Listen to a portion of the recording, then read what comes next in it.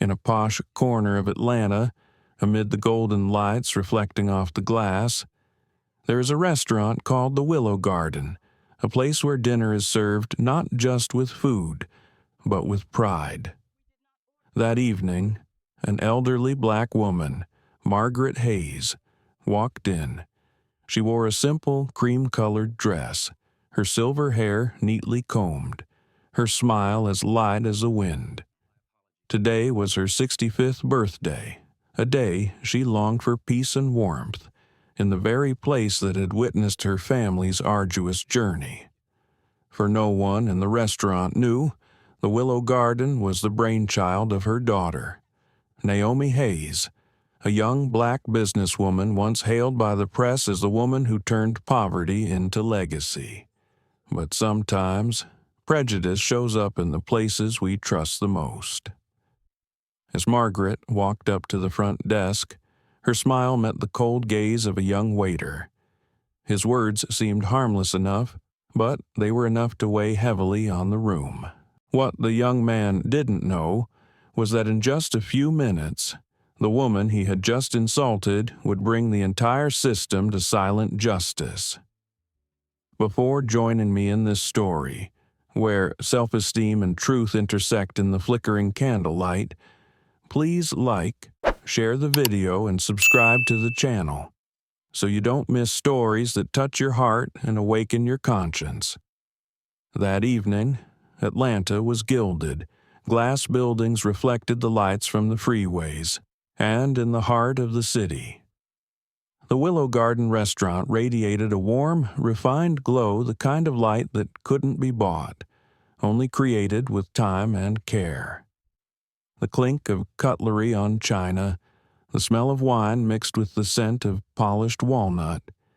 Everything was arranged so precisely that anyone who entered had to adjust their posture, as if they had just stepped onto a stage where luxury was the unspoken rule. Margaret Hayes paused at the glass door, adjusting her pale gray scarf. Her silver hair was pulled back in a bun, and she wore no jewelry, just a pair of pearl earrings her husband had given her more than 30 years earlier. She smiled at her reflection, a smile both gentle and proud. She had waited a long time for this day, her 65th birthday.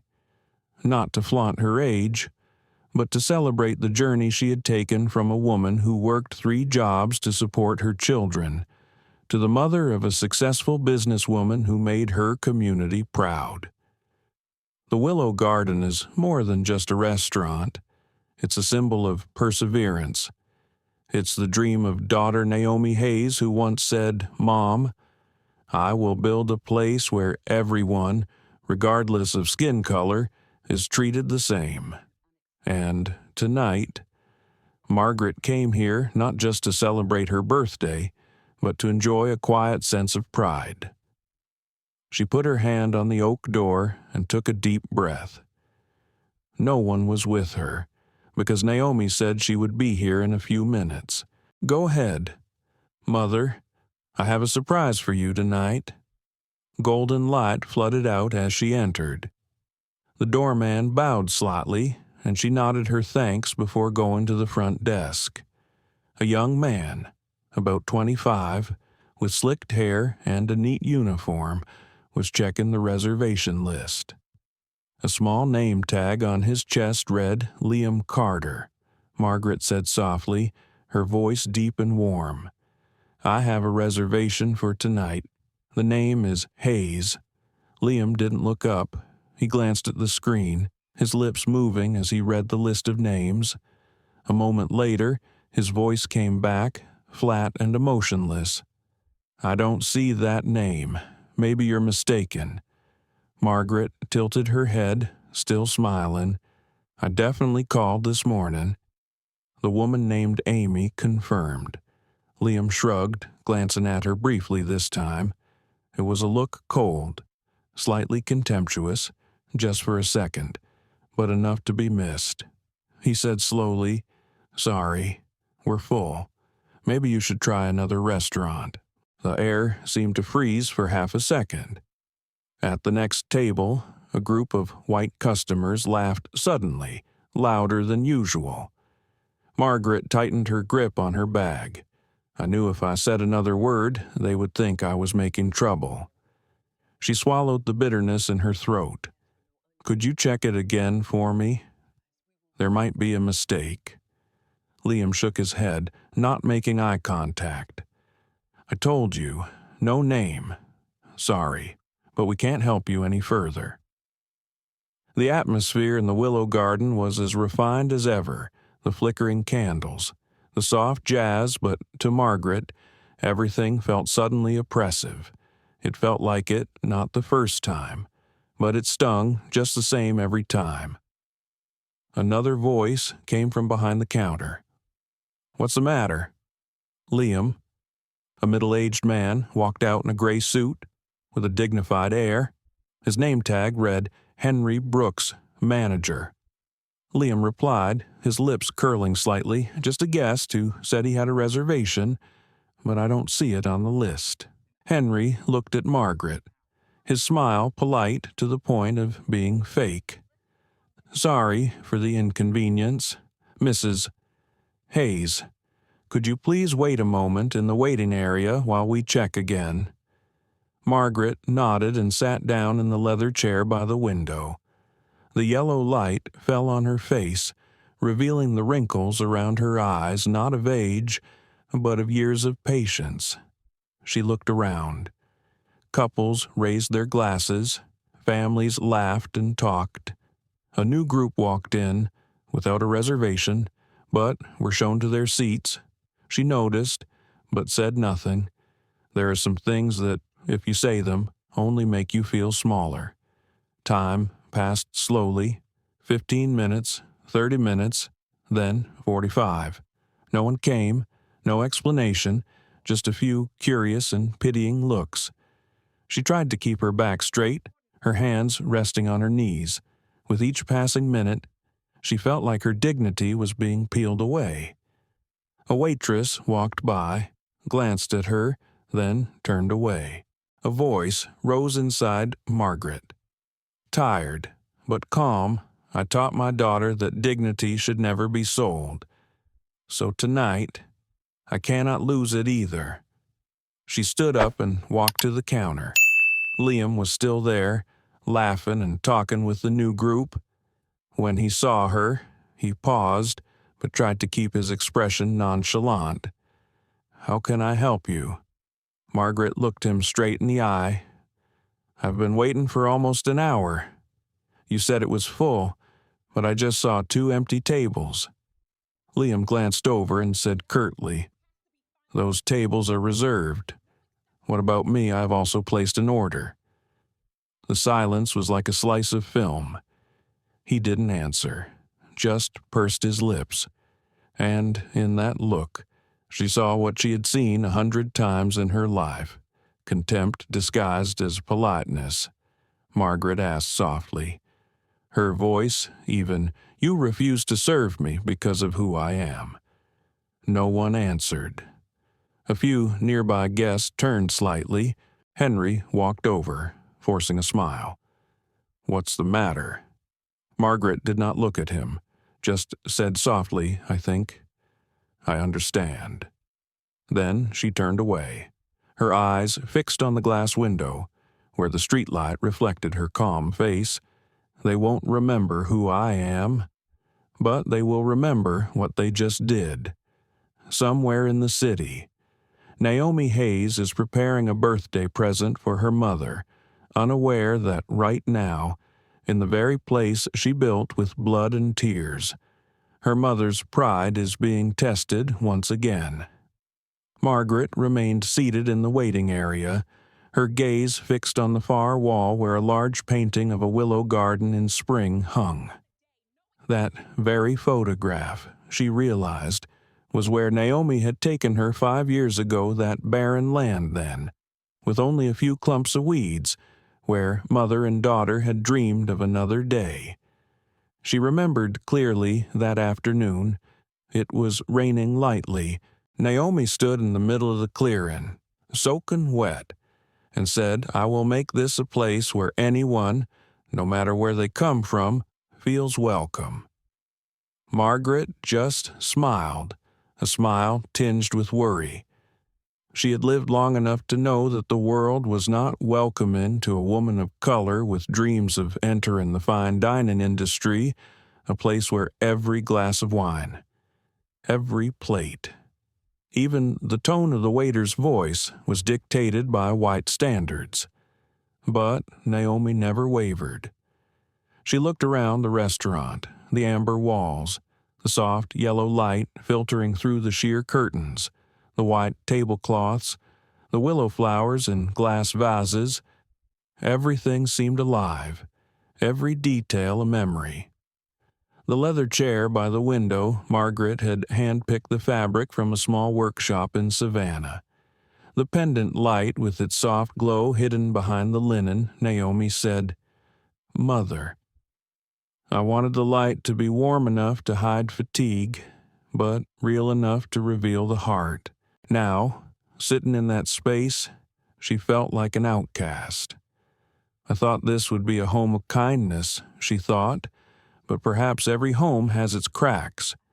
Henry Brooks, the manager, walked by, glanced at her with a polite smile. He spoke softly to Liam, barely audible, but enough for her to see the insincerity in his eyes. She wasn't mad. She couldn't be mad anymore. At 65, she knew contempt didn't kill people outright. It just eroded trust, bit by bit. A middle-aged white couple walked in. Liam bowed to them with a different smile. He quickly pulled out a chair, opened a bottle of wine, and his voice suddenly became soft and polite.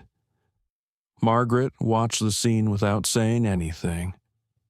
Her eyes stopped at the crystal glasses reflecting the sparkling light, as if reminding her that sometimes the brightest things are the most fragile.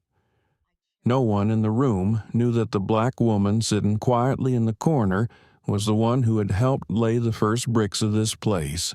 She remembered the day Naomi took out a bank loan, signing each paper, her hand shaking slightly. She remembered the nights they cleaned the kitchen, mopped the floor, and then sat together eating cold pizza on a wooden crate. Naomi had said, "Mom, I don't just want to open a restaurant, I want to open the door.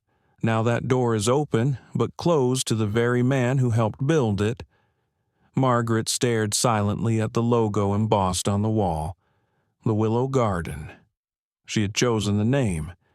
As a child, Naomi had played under the willow tree by the pond. Whenever she felt sad, she would sit there and listen to the rustling of the leaves, the willow boughs. "Mother, but it never breaks," Naomi had said. Little did she know that, 5 years later, that statement would become a prophecy for herself. A group of young employees passed by, talking and laughing. She heard them mention Naomi, calling her Miss Hayes with admiration. None of them realized that the silver-haired woman was the mother of the man they respected. There was something both poignant and beautiful about that secrecy.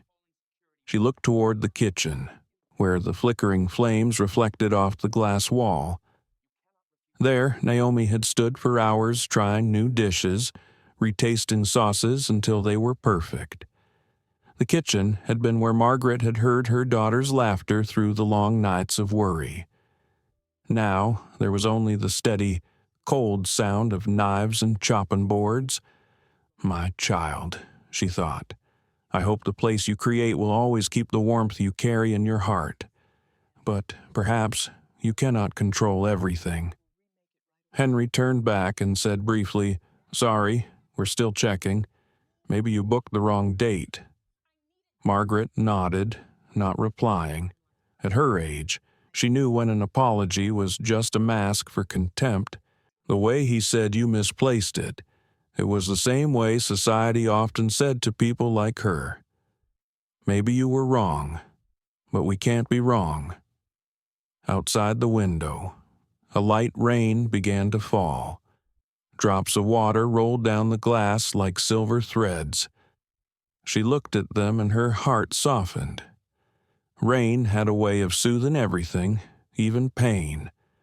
A young couple walked by, the woman, black, her husband, white. They both smiled as they passed Margaret. She nodded slightly, as if sending a silent blessing. Live, love, and don't let anyone make you feel small. At that moment, memories flooded back. She saw Naomi at 20 years old, wearing tattered shoes, holding a notebook full of recipes, saying to her mother one day, "We will make the world see our true worth." Margaret thought it was a dream, but she did it. From a rented kitchen, Naomi started free cooking classes for women of color, then a small restaurant, and finally the Willow Garden, a restaurant that is now ranked by Modern Taste magazine as one of the top 10 places to visit in Atlanta. She was proud, of course. But tonight, that pride was clouded by a thin layer of grief. Ironically, she thought, the place where my son had broken down the boundaries had become the place where the boundaries were rebuilt. Liam's voice rang out from afar, a laugh in its tone. Margaret stopped looking. She just sat there, watching the candlelight dance on the table, listening to the clock ticking. Each tick was a reminder that justice need not be rushed. It comes in time, when all the masks have fallen. Outside, the rain fell harder. The street lights caught the droplets, turning them into countless tiny beams of light. Margaret saw her reflection still calm, still proud, as if nothing had happened. She knew that if Naomi just walked in, everything would be different. But she didn't expect salvation. She just wanted to see one thing, that goodness, though dusty, still existed here in this very place. A waiter dropped a napkin on the floor. Margaret bent down, picked it up, and placed it neatly in his hands. He hesitated, then mumbled a thank you. In that brief moment, she smiled. Sometimes, a small gesture is enough to prove that dignity cannot be taken away unless it is given away. In that warm space, everything seemed to be arranged to hide something: the flickering candles, the clinking of crystal glasses, the polite smiles. It was all beautiful, but only superficial, like frosting on a dry cake. Margaret stood up. She felt she couldn't sit still any longer, couldn't let her evening pass in silence and the pitying stares of strangers. She adjusted her shawl and walked to the front desk where the young clerk was still busy. His head bowed, checking the reservation list. His name was Liam Carter. His face was bright. His teeth were white. His tie was pulled tight enough to strain his collar. He looked like a high-class waiter, but his eyes were strange. They lacked the warmth that this profession should have. Margaret smiled. "Excuse me, sir. I have a reservation for tonight. My name is Margaret Hayes." Liam didn't look up, his hands still moving over the computer screen. He answered in a cool, even voice. "Yes, Hayes. Let me see." His hand slid quickly, then stopped. "There's no such name in the system." "Ma'am?" Margaret tilted her head, keeping her voice gentle.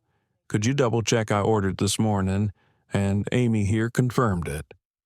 Liam exhaled, sounding heavy as if she were wasting his time. He typed a few characters, then paused, looking up this time a brief, cold, indifferent look.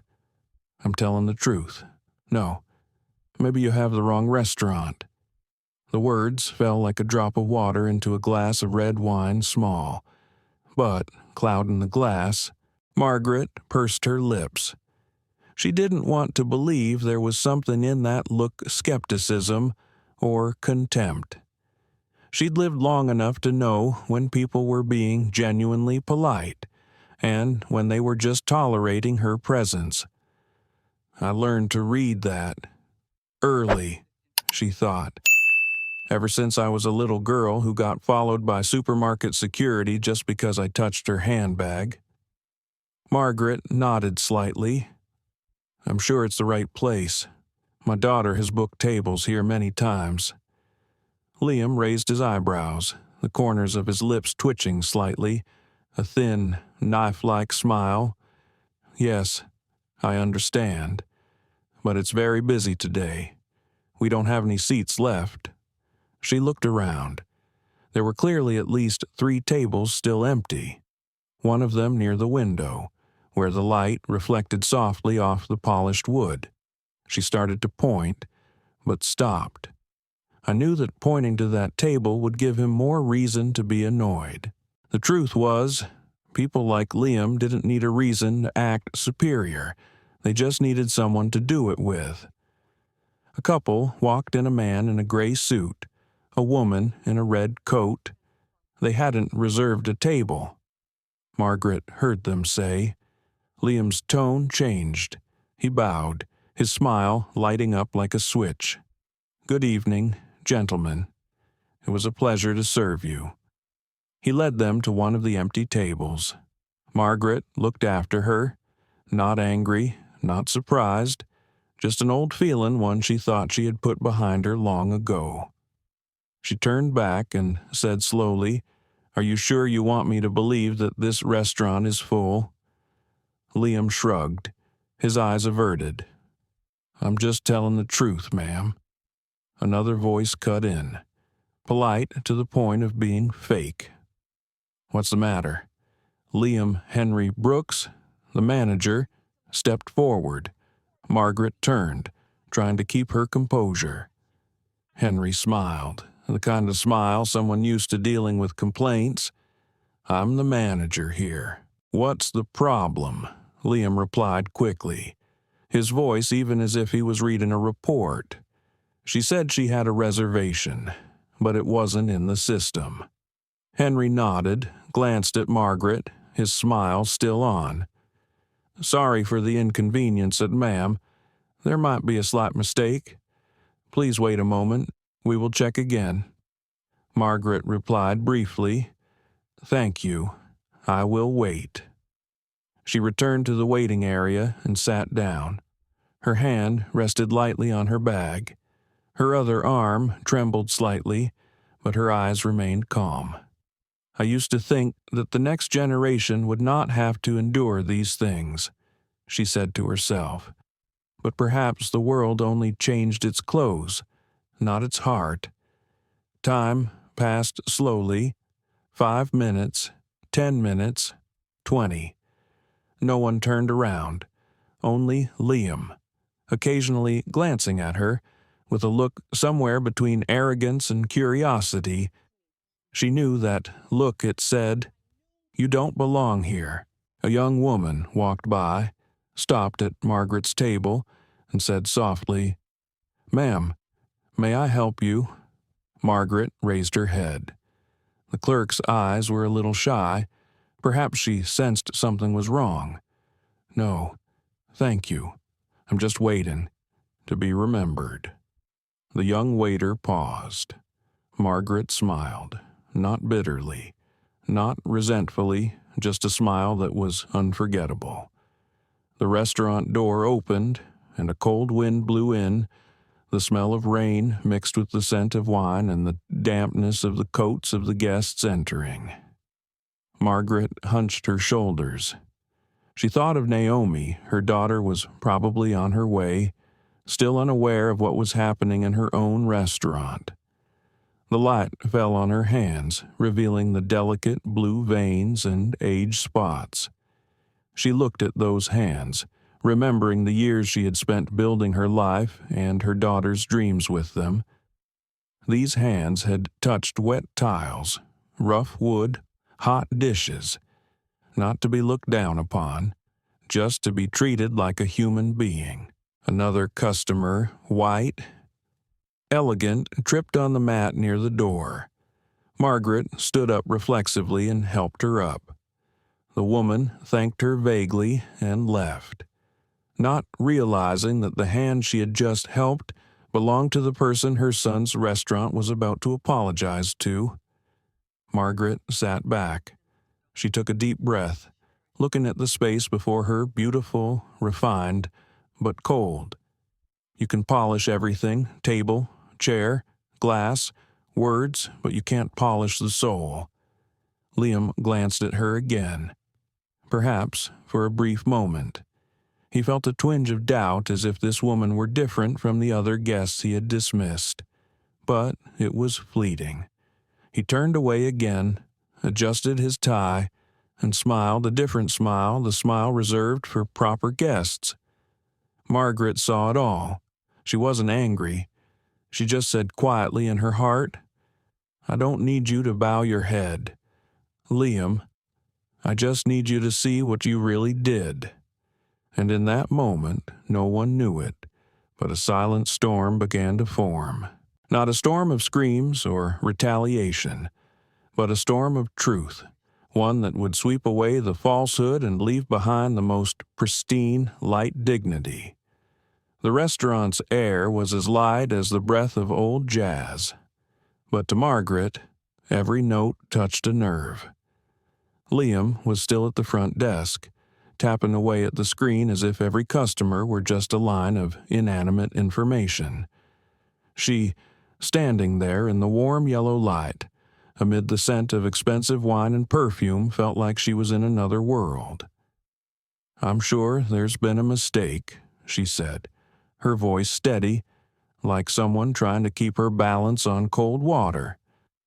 "I called to confirm a table for you two at 10 o'clock this morning." Liam didn't reply. He kept his eyes on the screen, the blue light reflecting off his face, making his expression even colder.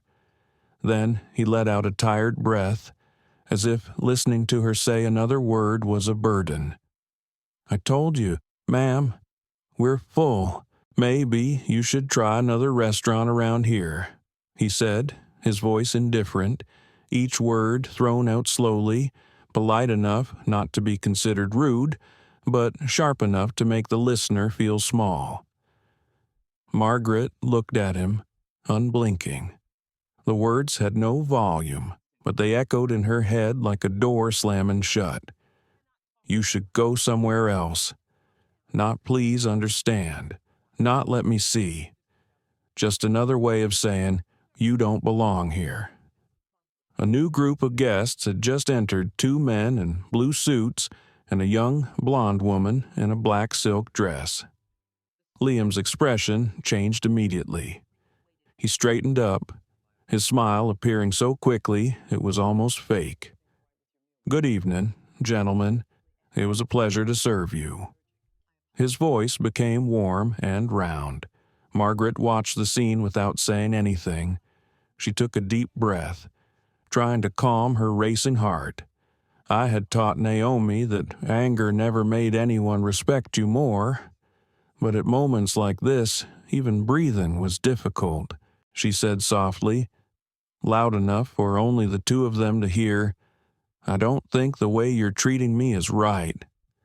Liam, I just want my birthday dinner." He shrugged, his eyes moving down to her hands, then back up to her face, scanning them as if looking at an old receipt. "Just doing my job, ma'am.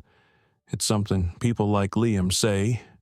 Something innocent enough to wash away responsibility, enough to keep yourself clean while making others dirty." Margaret was silent.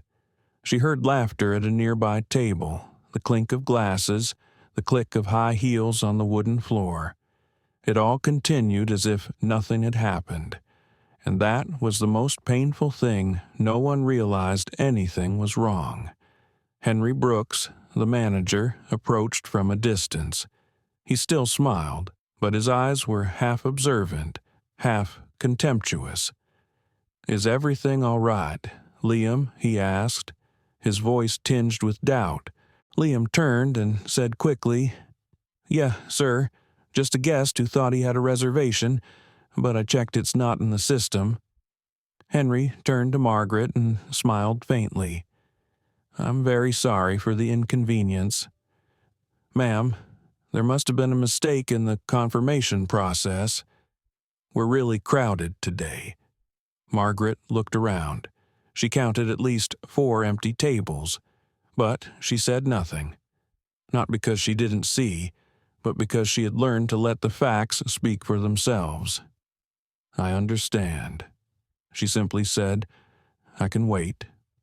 Henry nodded, as if he had fulfilled his moral duty, and turned away. Liam exhaled, bent down to adjust his tie, the smile on his lips gone. She returned to the waiting area and sat down. Time passed slowly. 5 minutes, 10 minutes. No one came. No one asked any questions. Other staff members passed by, avoiding her eyes as if avoiding a difficult question. A middle-aged white couple walked by. The husband whispered, "Maybe she came to the wrong place."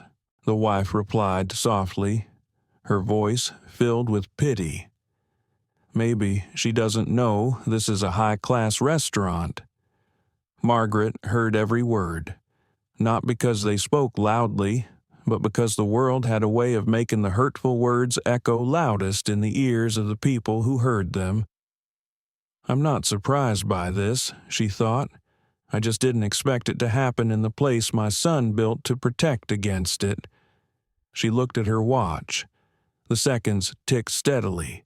Each tick was a slice of patience. Finally, she stood up.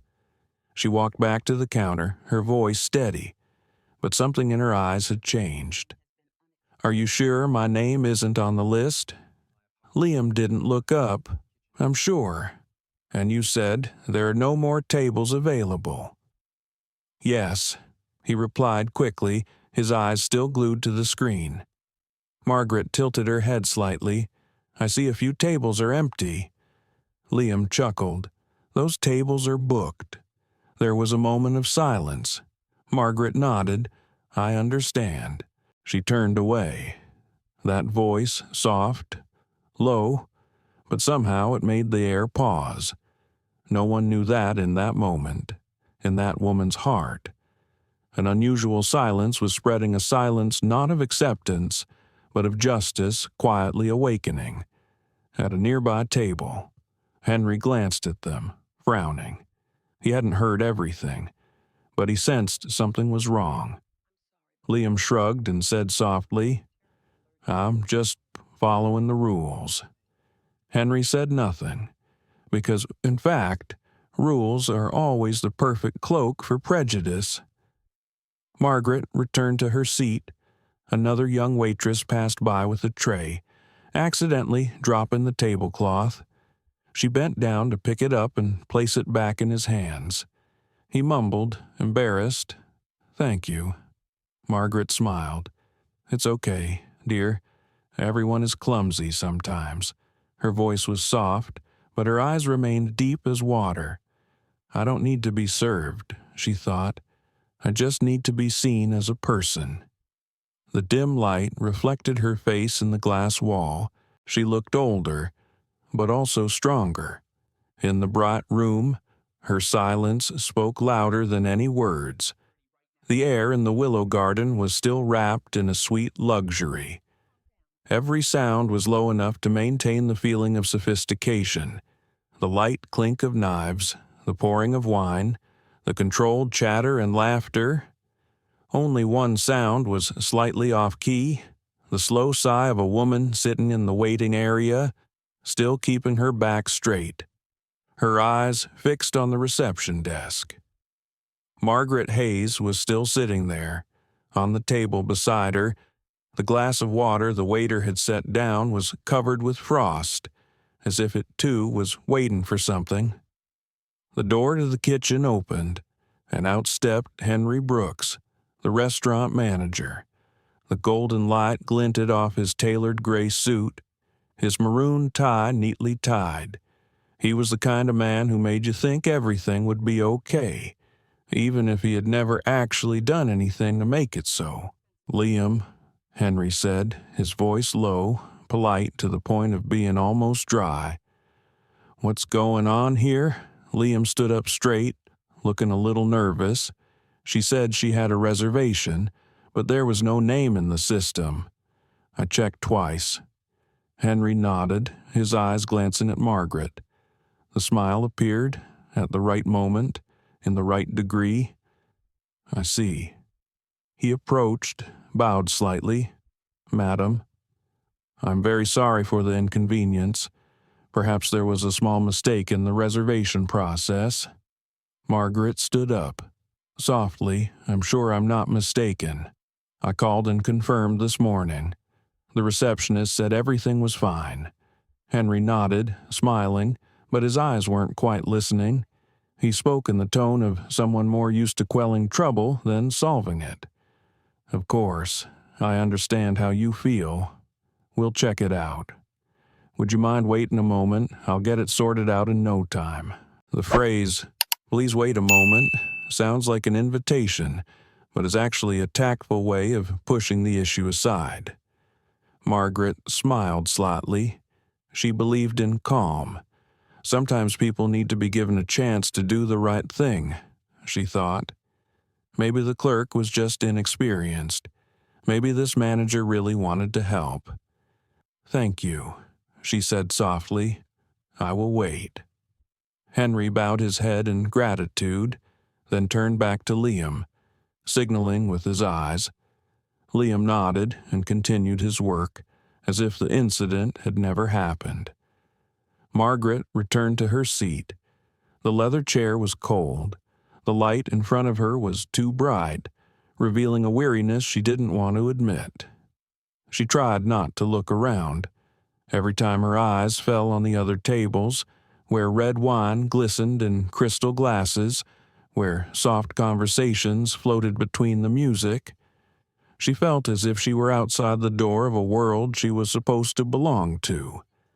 Time passed. 5 minutes, 15 minutes, 20. No one returned. Another waiter passed by with food, bowed, and avoided her gaze. Margaret exhaled slowly, her hands resting on her thighs, her thumb twisting the silver ring worn by the years.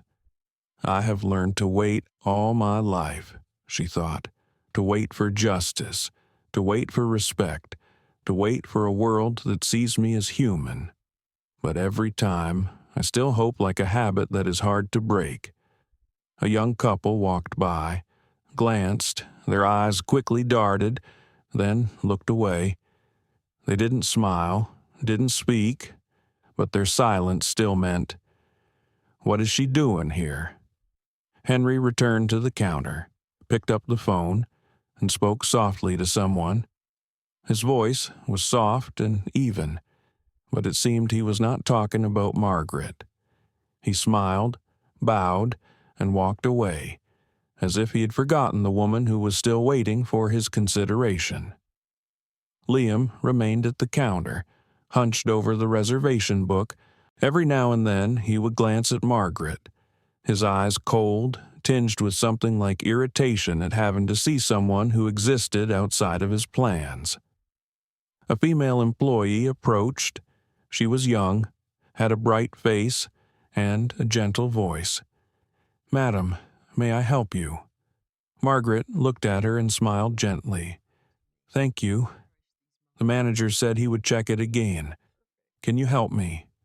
The girl looked around, seemingly hesitant. Then she glanced at Liam, who was watching from a distance, as if his gaze was enough to unsettle her. "I'm sorry. I don't have access to the reservation system. It's okay. Dear, thank you for asking," Margaret replied, her voice lighter than a breath. The girl bowed her head and walked quickly toward the kitchen. From a distance, Henry stepped out again. She stood up, the smile still on her lips, as if patience could make others want to do the right thing. "Any news, Mr. Brooks Henry paused for half a second. Then his familiar smile returned. "Ah, yes. We're still checking, but it's quite crowded tonight. The system is a bit slow. I'm very sorry. If you don't mind, could you sit for a few more minutes?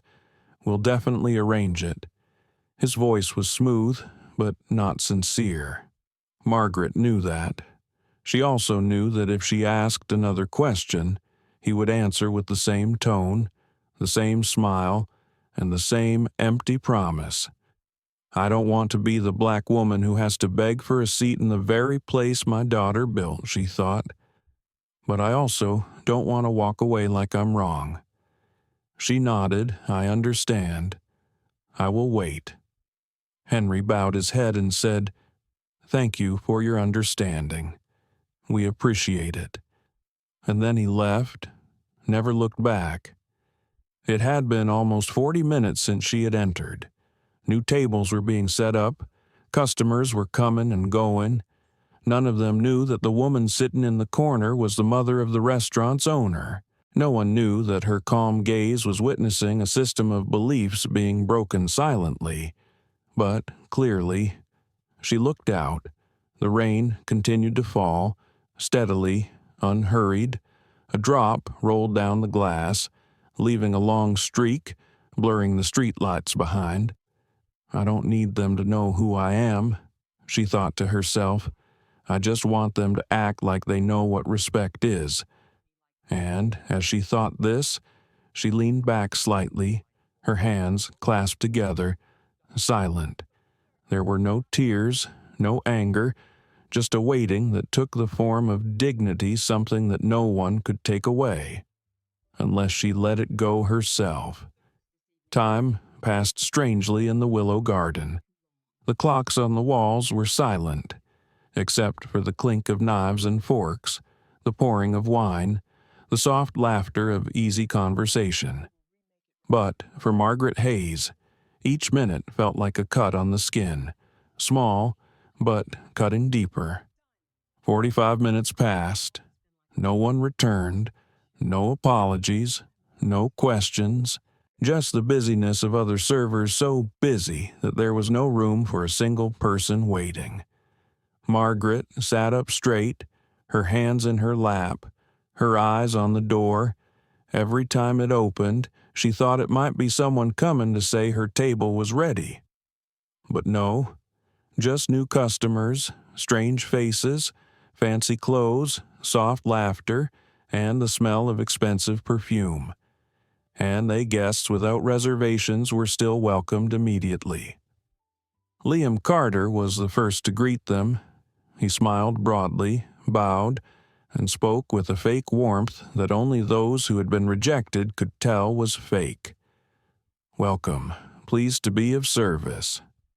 Then he led them through the waiting area, past Margaret.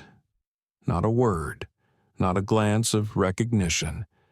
Just a quick step and the scent of the new customer's perfume, leaving the air cold and metallic. Margaret watched, her eyes no longer protesting. She just remained silent, taking a deep breath. This had happened many times in my life, just in different places, different ways. I had thought the world had gone further than this. A middle-aged white woman at a nearby table glanced over. She said nothing, but turned to her companion and whispered. They both looked at Margaret. There was no malice, but there was something in her gaze that made one feel small. It was like the curiosity of someone standing on a high platform looking down at someone struggling to keep their balance. Margaret did not bow her head. She looked back at them, not defiantly, not resentfully, just as if to ask a silent question.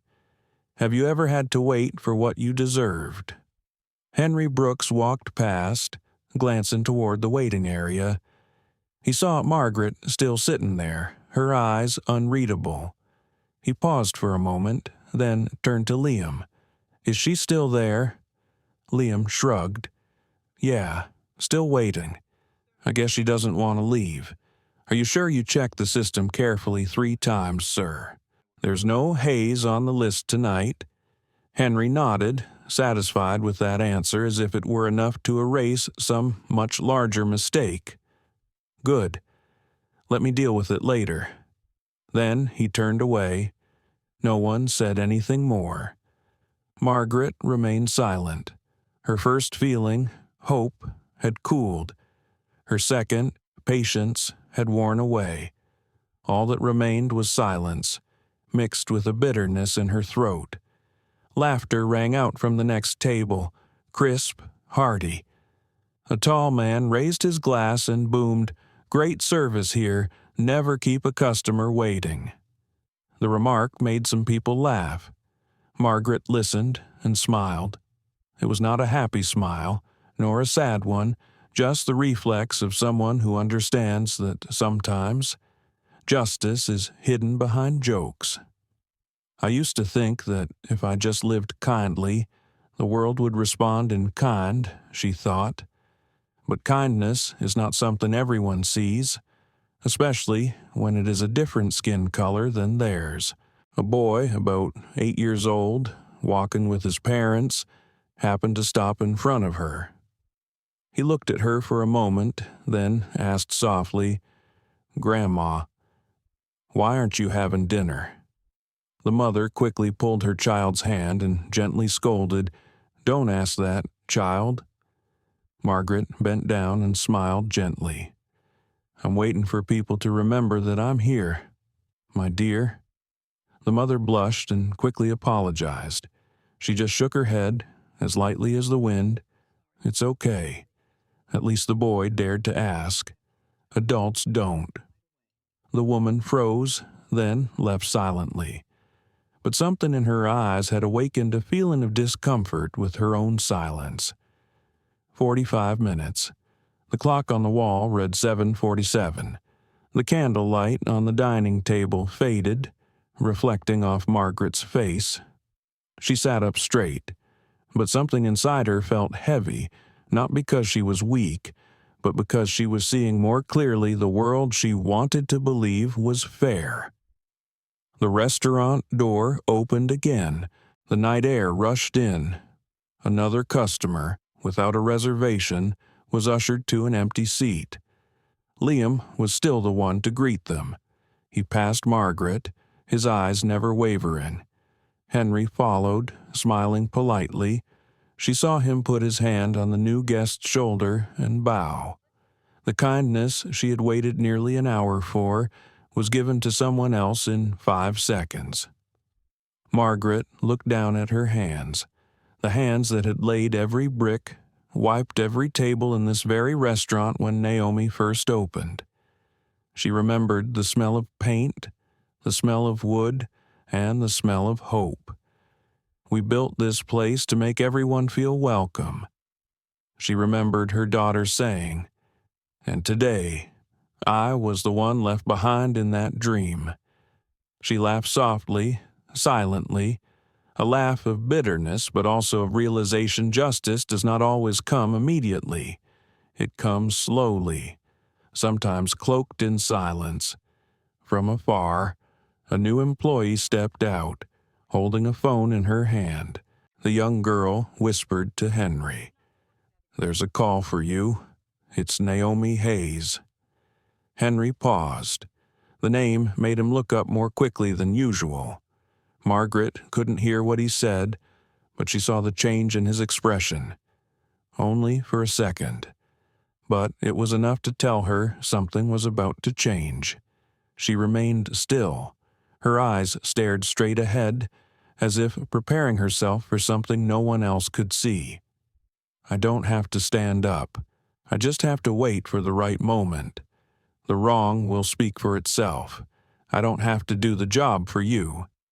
And in that silence, as the restaurant continued its routine, something small but powerful happened. The forgotten woman no longer felt small. She became an example.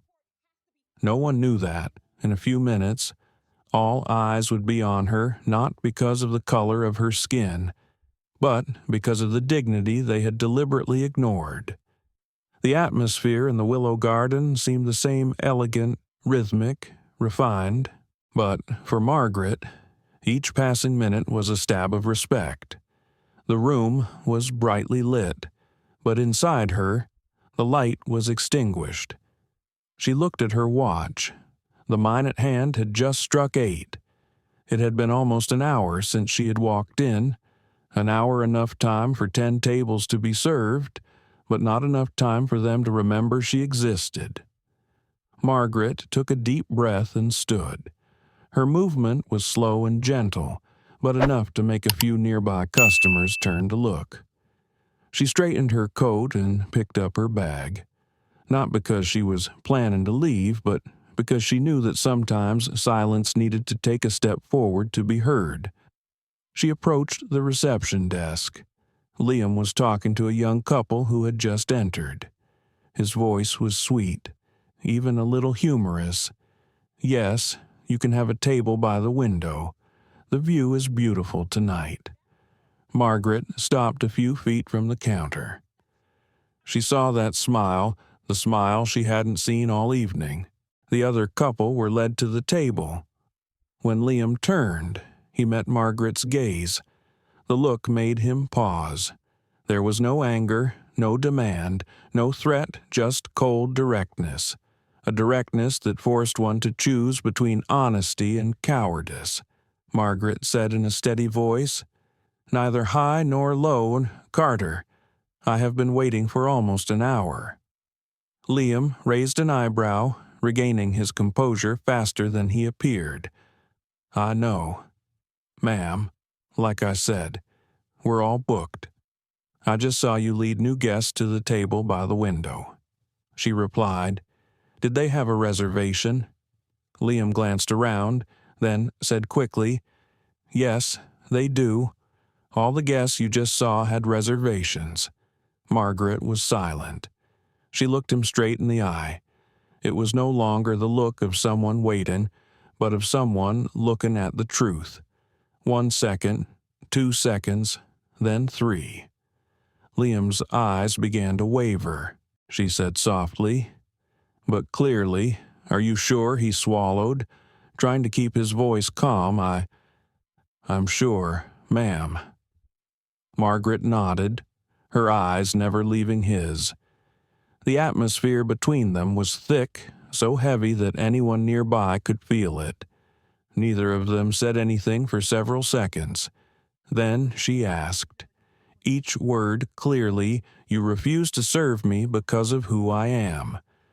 The question dropped like a stone in a still pond. All the sounds around him suddenly faded. A staff member walked by slowly. The background music seemed to be sucked out of the room. Liam looked at her, stunned. For a moment, the usual confidence on his face vanished. I don't understand what you're saying," he stammered, his voice stiff. "You understand," she said, her voice calmer than when she had begun. "I asked because I wanted to hear you say it yourself." Liam forced a smile, a crooked one. "I was just following the rules, ma'am."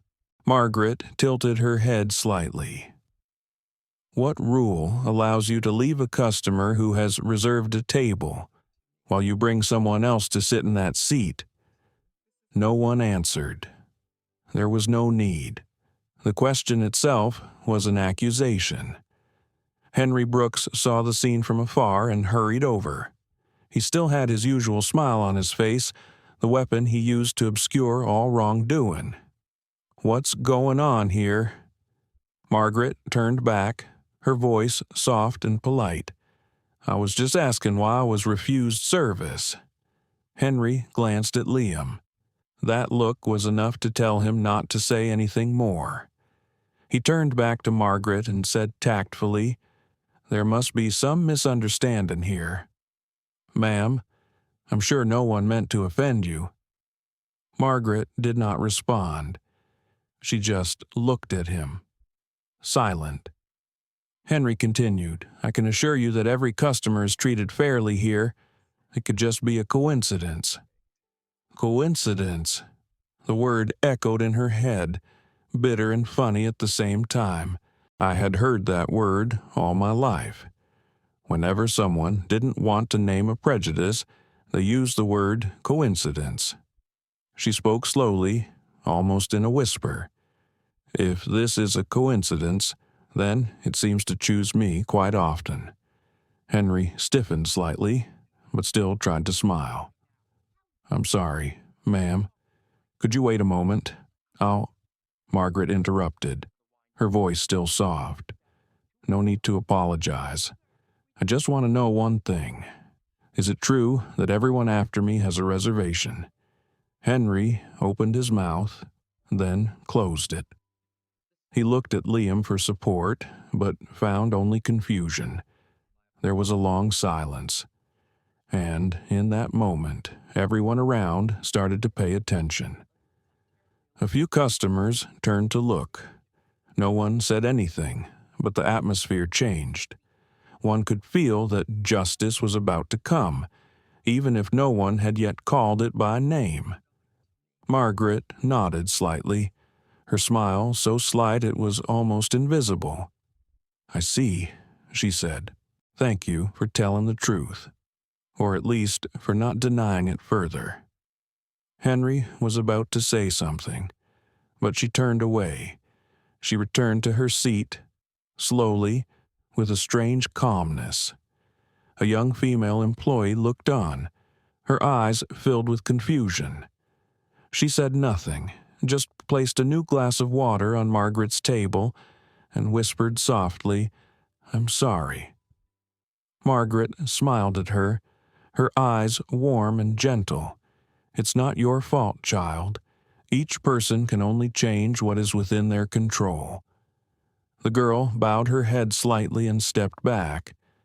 That sentence, though light, still made her feel heavy. Margaret sat down, looking out the window. The rain had stopped. The remaining drops of water on the window reflected the light in faint streaks. She saw her reflection in it, calm, but alone. It turns out, fairness doesn't always come from the system, she thinks. Sometimes it starts the moment we stop pretending we don't see what's wrong. At the reception desk, Henry and Liam stood silently. Neither said anything, but they both felt something was broken. Something small, but it couldn't be mended with a smile or an apology. As for Margaret, she didn't win, nor did she lose. She just stood firm in a world accustomed to keeping people like her down, and sometimes just standing still can make others feel small. In the willow garden, the night continued as if nothing had happened. Music played softly, conversation flowed, trays of food were passed out, yellow lights cast a soft yellow light on the dark wooden tables. But in one corner of the room, there was a small space that no one dared to enter where Margaret Hayes sat. She stopped looking around. She just stared at the cold glass of water before her. Its surface reflected the light from the ceiling lamp, and her own eyes tired but determined. She gave them a chance to do right, but they chose to walk away, and sometimes that walk away is the deepest insult. Margaret put down her glass of water and stood up. The leather chair creaked slightly, enough to make a few people nearby look up. She walked to the reception desk where Henry Brooks was talking to a clerk, his voice low but clearly annoyed. When he saw her approaching, Henry paused, then quickly smiled.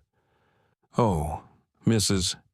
Hayes, I was just about to come over to you." His voice was soft, but too smooth to be real.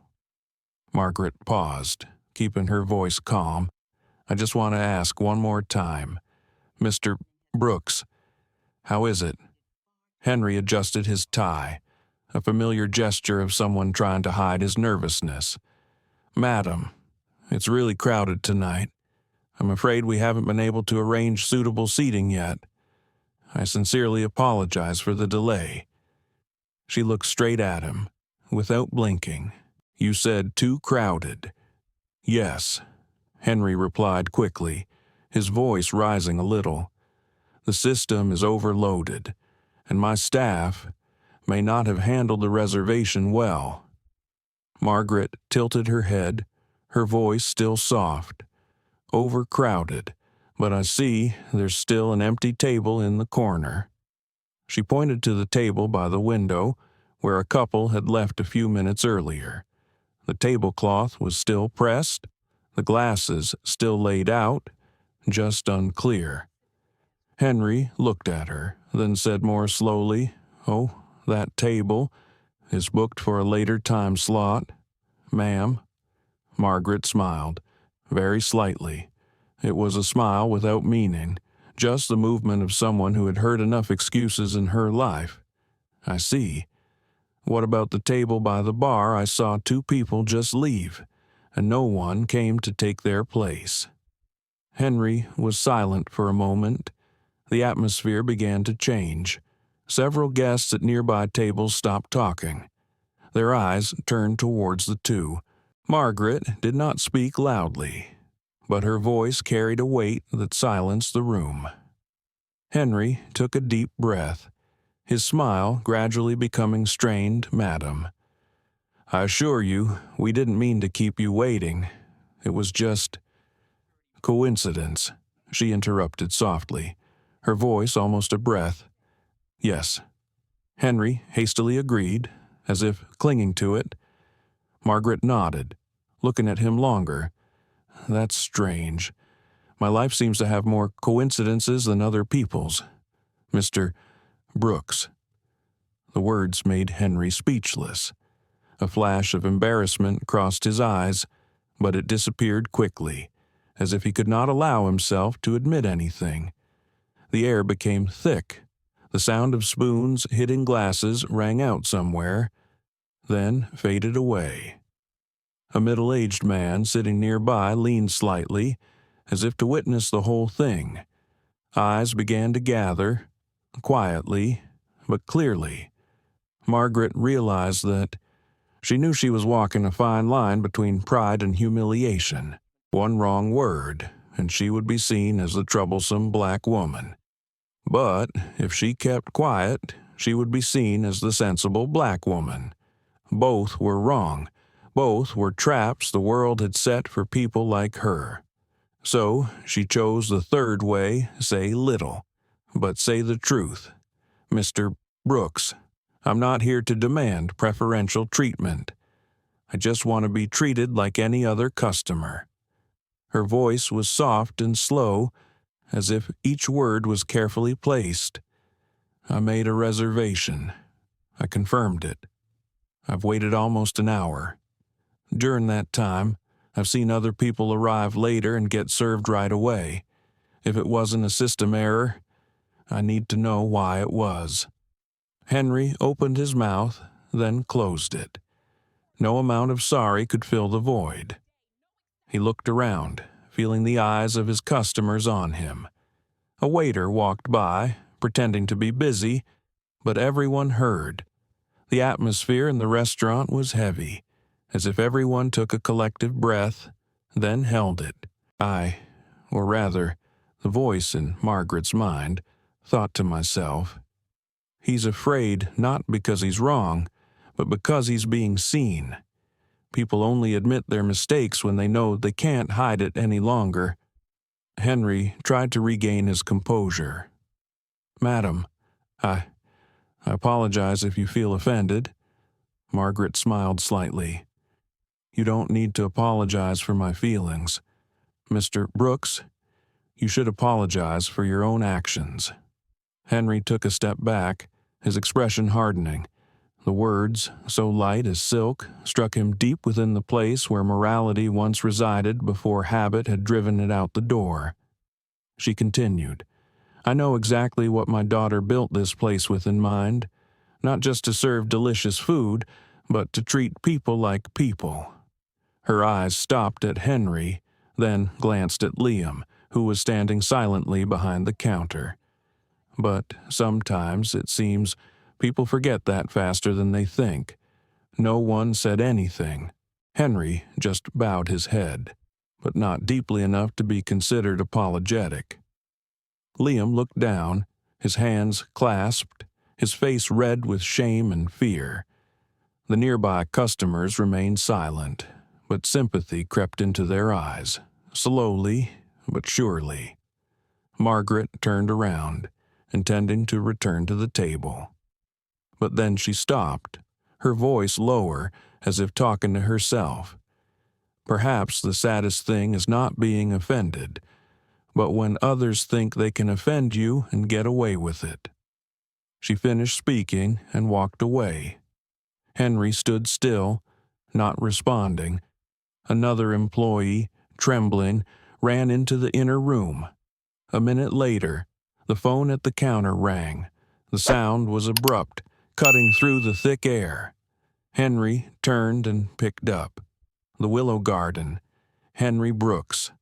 The voice on the other end of the line was soft but clear, with a tone he couldn't mistake. "This is Naomi Hayes. It seems my restaurant is having some trouble tonight." Henry was stunned. Margaret, sitting back at the table, closed her eyes. Not because she was tired, but because she knew the moment she had been waiting for had come. The sound of the landline phone rang, harsh and dissonant in the overly polite atmosphere. It was less a bell than a call, more a warning. Henry Brooks was slightly startled. He glanced around and saw several guests looking up. For some reason, that simple sound made his heart feel heavy. He picked up the phone, trying to keep his voice calm. The Willow Garden. Henry Brooks speaking. On the other end of the line was a female voice, clear, deep, and with something very restrained in it. "I'm Naomi Hayes." The name cut through the air like a cold knife. Henry straightened. "Oh, Miss Hayes. It was a pleasure. I didn't know you were calling. I'm calling to wish my mother a happy birthday." Naomi's voice was calm, but each word had weight. "She's at my restaurant." "Right." Henry was silent for an extra beat. He glanced around the corner. Margaret Hayes was still sitting there straight, silent, her eyes fixed out the window as if she had nothing to do with the world-shattering phone call. Henry cleared his throat. Yes, she is here, ma'am. So why did I just talk to my mother, and she said she hasn't been served yet?" Naomi's voice lowered, but became colder. Henry was sweating.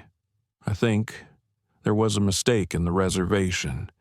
The restaurant was quite crowded today, and the new staff hadn't." Naomi interrupted, not raising her voice, but enough to shut him up. "I'm looking at the system. Mr. Brooks, there are 6 tables available right now. 6.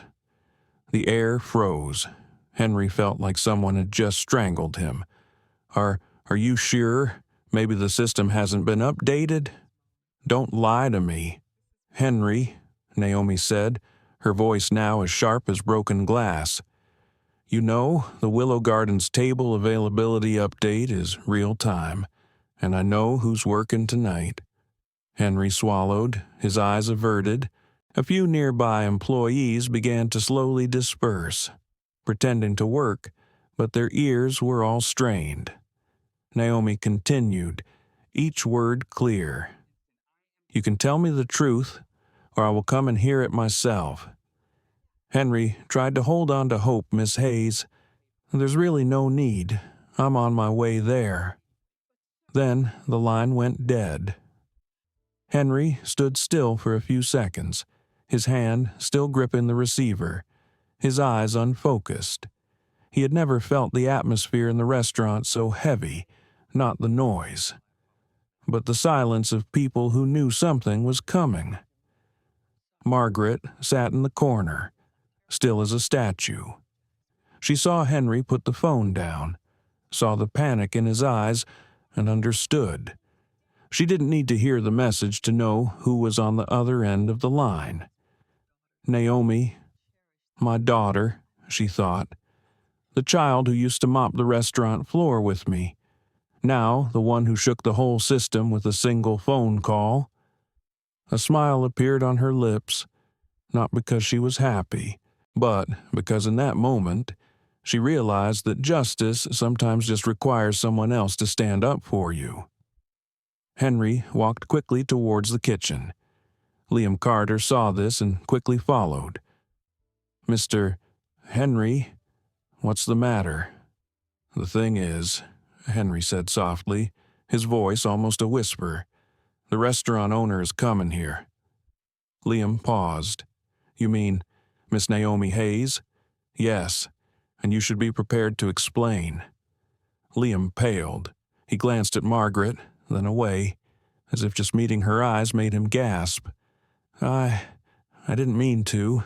You better hope she believes that," Henry said, and walked away. A few customers began to whisper. Word spread faster than whatever food had been served tonight. No one knew what was going on, only that a black woman had been waiting for almost an hour, and now the restaurant owner was on his way. Margaret sat still, her hands clasped together. She didn't look at anyone. Her eyes were fixed on the table, where the small candle flickered. "Perhaps I've taught my son well," she thought, "not to get revenge, but to know when to speak." Henry returned to the front desk, trying to keep his voice normal, but his steps were heavy. He whispered to the clerk, "When Miss Hayes arrives, make sure there are no more mistakes. Prepare VIP table number 3, but that table is not cleared, sir. Then clean up now." The staff ran away in panic. Liam stood there, confused. He looked at Margaret, then at Henry, then back at the floor. No one spoke, but they all knew the moment of justice was coming, gradually, clearly, without a knock. Outside, the sound of a car stopped in front of the restaurant. The sound was soft and gentle, but it made everyone look up. A woman in a black suit stepped out. Her silhouette was reflected in the clear glass of the willow garden, neat, decisive, carrying an unpretentious authority. Naomi Hayes enters. She didn't say anything right away. She just looked around. Then her eyes stopped at the table where her mother was sitting.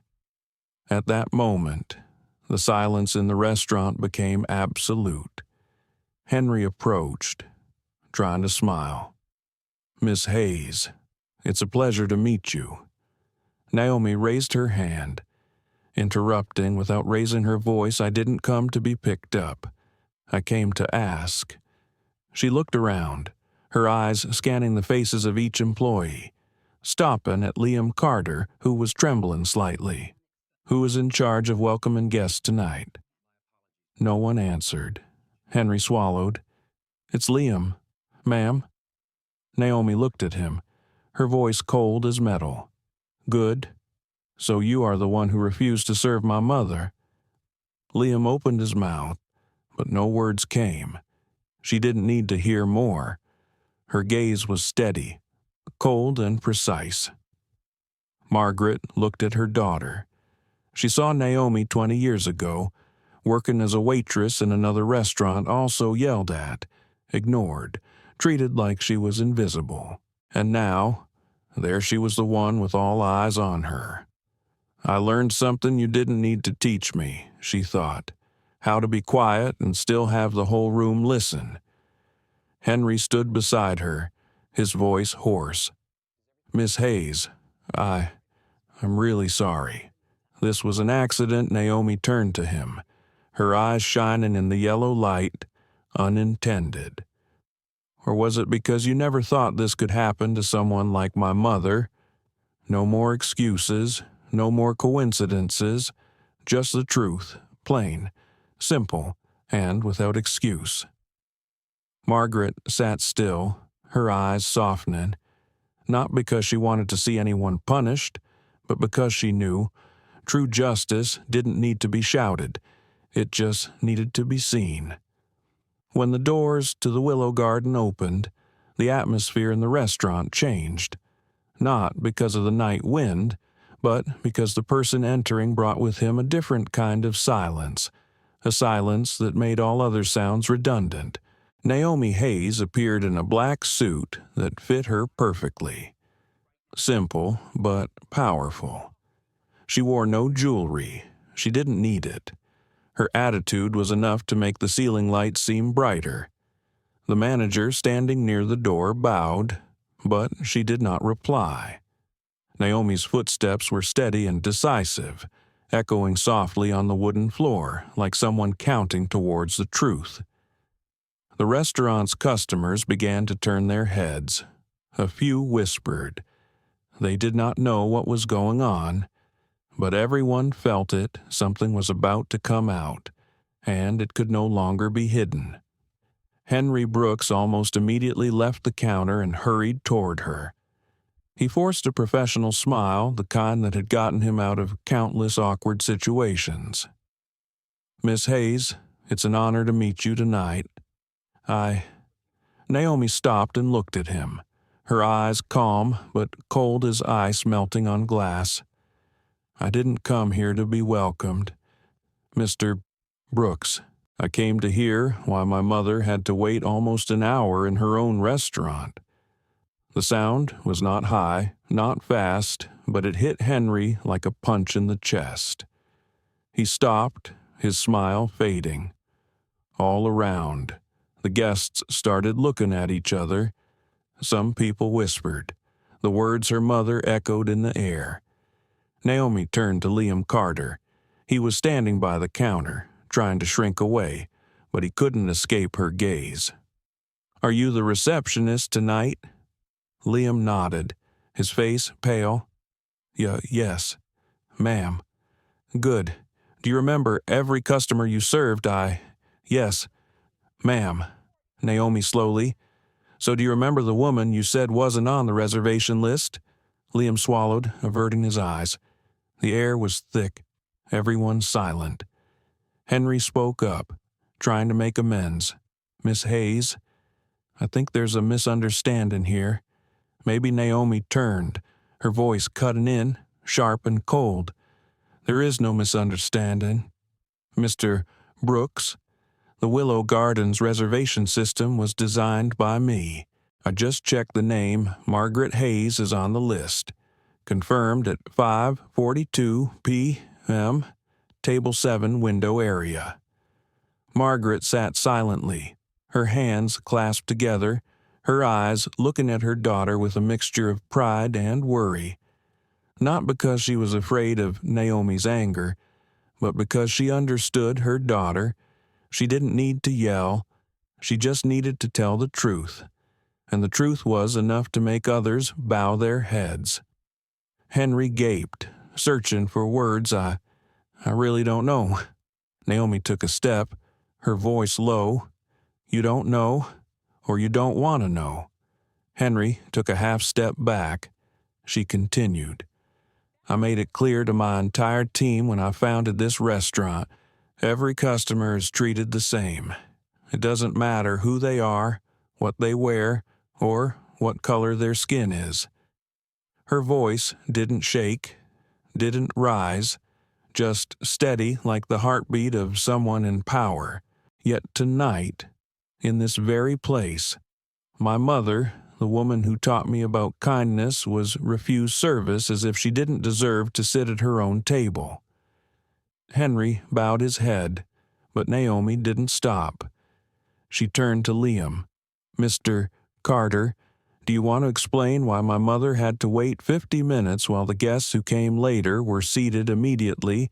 Liam trembled, his hands clenched, his voice as small as a breeze. I don't know who she is." Naomi interrupted, not letting him finish. "You don't need to know who she is. You just need to know she's a customer." A heavy silence fell, but perhaps what disappoints me most is that you're only polite when you think someone has more power than you. The words fell, causing the floor to shake slightly. The air became tense. A few of the guests nodded slowly, their eyes gradually changing from curiosity to admiration. Henry tried to regain his composure. "Miss Hayes, I'm sorry. I take full responsibility." Naomi looked at him, her eyes calm, no longer angry, just clear. "I knew you would say that, and you are right. You are responsible. She spoke slowly. "Clearly, you are suspended immediately, and you, Carter," she turned to Liam, "will stop working here tonight." Liam opened his mouth. His eyes panicked, but she didn't wait. She looked around the room, her voice low, but carrying louder than any music. "I want everyone here to understand the Willow Garden is more than a restaurant. It's a promise, a place where people aren't judged by their color or their age. And if anyone forgets that they have no place here," the voice in Margaret's mind, felt my heart suddenly tighten. She had said things I never dared to say when I was young, and the strange thing was, I didn't feel happy. I just felt at peace. Henry bowed his head deeply, his voice choked up. "I am sorry, Mrs. Hayes. I'm sorry, Miss Hayes." Naomi did not reply. She turned to her mother. Her steps were slow and gentle, but each beat echoed in everyone's hearts like a reminder. Justice does not need to be shouted. It just needs to be called by its name. Margaret looked at her daughter, her eyes warming. Naomi stopped at the table and said softly, "I'm late, Mom." Margaret smiled, her voice hoarse but steady. "No, you came just in time." The two looked at each other. No need for hugs, no need for tears. There was an unspoken understanding between them that today's pain was not a failure, but a reminder that there was still much to do. There was silence all around. No one spoke, but a few people stood up and nodded, a small gesture of respect. Henry quietly left the main area. Liam bowed and followed, his steps heavy as if he were burdened with a conscience. Naomi stood there, looked around, and then spoke slowly, loud enough for the whole restaurant to hear, "Thank you everyone for watching. No one deserves to be treated as if they are less than anyone else. No one." She turned to a young employee nearby, her voice softer. "Prepare a table for my mother, a table by the window." The girl nodded, her eyes red. Margaret gently placed her hand on her son's. "You know," she said softly, just enough for the two of them to hear, "I don't need anyone's apologies. I just need to know that this place still holds the spirit you put into it." Naomi took her hand and smiled softly. "I promise, Mom." That night, the Willow Garden was quieter than usual. There was no loud laughter, no fanfare. Only a soft golden light fell on two women, one who had endured and one who had risen. And in that silence, justice did not need to speak. It was seen. The air in the Willow Garden was still thick with the explosion of truth. No one spoke, no dishes clanged. Only the yellow light illuminated the faces of those waiting to see not a play, but real justice. Naomi Hayes stood in the middle of the hall, her back straight, her voice low and decisive.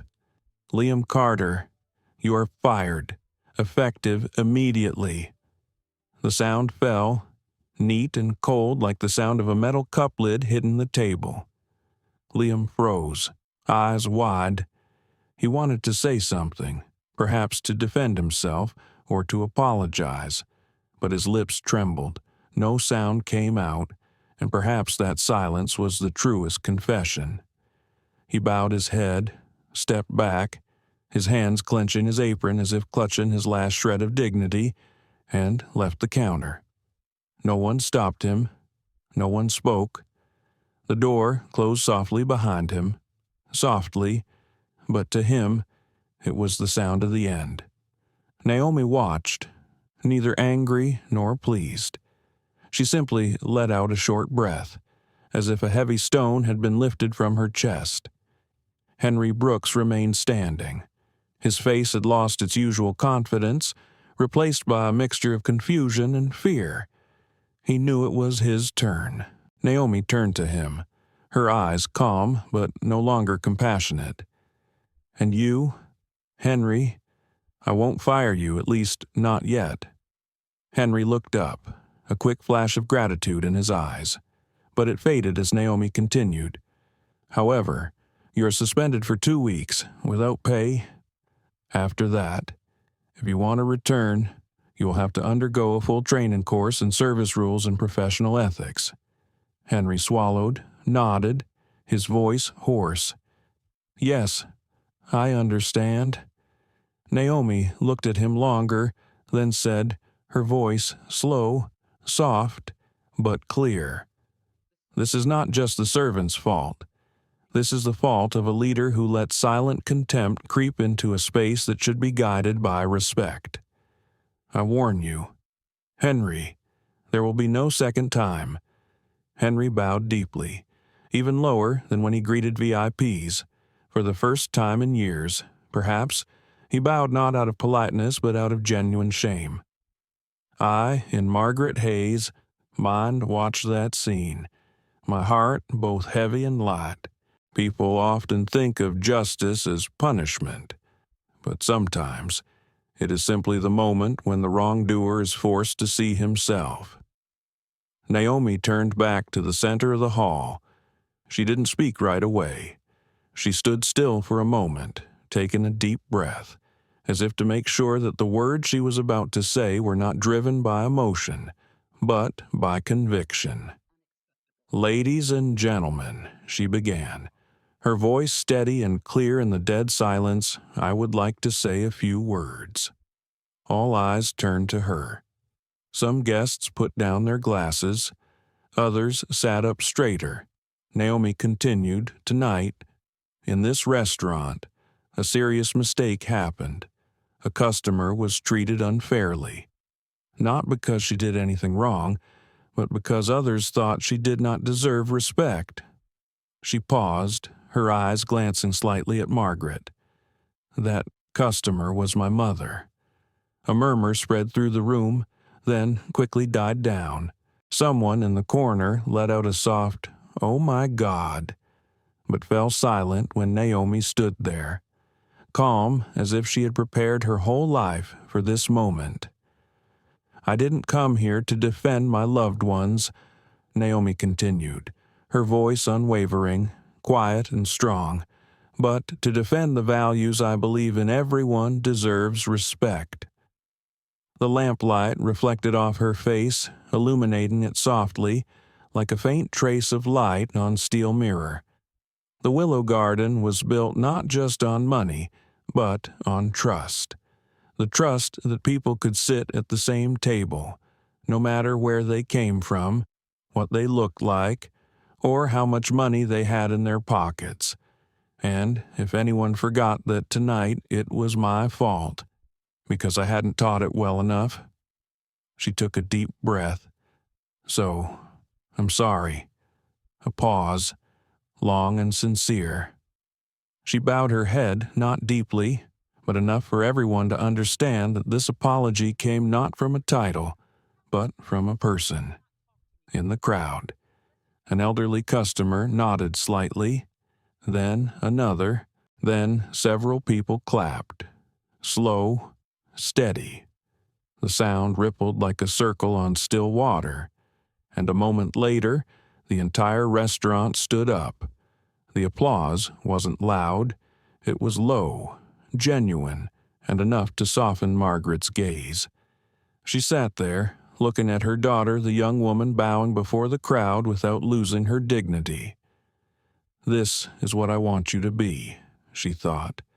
"Not a winner, but someone who knows when to bow for what is right." Henry stood behind, his head bowed, his lips pressed together. He did not applaud, but stood still, like someone who had just relearned the definition of the two words true respect. Naomi looked up and added, "Starting tomorrow, the Willow Garden will be retraining all of its staff, and a portion of this month's profits will go toward a fund that supports job opportunities for immigrant workers. That's how we make things right with actions, not just words." She stopped. looked around one last time, then said more quietly, almost in a whisper, "Thank you for your patience and for seeing." Margaret sat still, no tears, just a deep, soft, but calming breath. My daughter did what I was afraid to do. She told the truth, even if it made people uncomfortable. And the strange thing is, when the truth is told, no one dies. People just become more human. The applause died down. The atmosphere in the willow garden grew warmer, not because of the lights, but because of the people. A guest came up and gently placed his hand on Margaret's shoulder. "Happy birthday, Mrs. Hayes, and thank you for teaching us something beautiful tonight." Margaret smiled slightly. "Thanks, but I'll just sit here. My daughter will be the one teaching." The guest smiled. Perhaps she learned from the best. The night drew to a close, tables cleared, glasses clinking softly and evenly. Henry slipped quietly into the office. Naomi remained, sharing a simple meal with her mother, no fancy dishes. Just Margaret's favorite family soup. Out there, customers still mentioned their names, not because of the scandal, but because of admiration. A restaurant that seemed to sell only luxury now makes people remember it for its kindness. And so, the Willow Garden was saved, not by power, but by dignity. The restaurant gradually emptied. The candles burned out, leaving only the soft light from the ceiling lamp shining on the corner table by the window where two women sat across from each other. The table was set. Simple but elegant, a plate of steaming pumpkin soup, a few slices of bread, and 2 glasses of unsweetened lemonade. There were no other guests, no more whispers, just 2 breaths, one steady, one trembling. Naomi sat upright, her hands clasped together, her eyes on her mother, but her gaze was downcast, as if she were searching for words where there were no words. "I'm sorry, Mom." Her voice was small, but not shaky. The words came out after hours of holding, like a breath she had held for too long. Margaret smiled slightly, not a smile of comfort, but one of understanding so deep that words were unnecessary. She slowly put down her spoon and looked into her daughter's eyes. "It's not your fault. Naomi." Her voice was low and smooth like an old song, but it shouldn't have happened. Not in the place you built. Naomi bowed her head, her shoulders shaking slightly. She nodded slightly, as if accepting that her mother's words were not a reproach, but a reminder. "I thought I had everything under control," she said softly, but then just one small action, one contemptuous look, shook everything I believed. Margaret didn't answer right away. She looked out the window, where the city lights reflected off the rain-soaked pavement. The light was dim and flickering, like a memory. "I've been like that," she thought. "Tried to believe that if I was right, the world would be right with me. But it wasn't always like that." She turned back, her voice calm. "You can't control other people's hearts. Naomi, you can only control how you react." Naomi was silent. Her eyes were glossy, not with tears, but with exhaustion and gratitude. "Aren't you angry?" she asked. Margaret chuckled. "Angry? But I've learned one thing sometimes: anger doesn't need to be expressed to survive. It just needs to be channeled into something more useful." She reached out and took her daughter's hand. "You did that tonight." Naomi looked at her mother, and for a moment, her eyes lit up like the child she had been the first time she saw her mother being looked down upon and still remaining calm. "You taught me how to stand still in a storm," she said. "I'm just doing what you did. But this time, I'm saying it out loud." Margaret nodded slightly, and that makes me proud. Both were silent. The only sound was the light clink of the spoon against the bowl and the sporadic patter of rain outside. I, in Margaret's mind, see myself reflected in her eyes.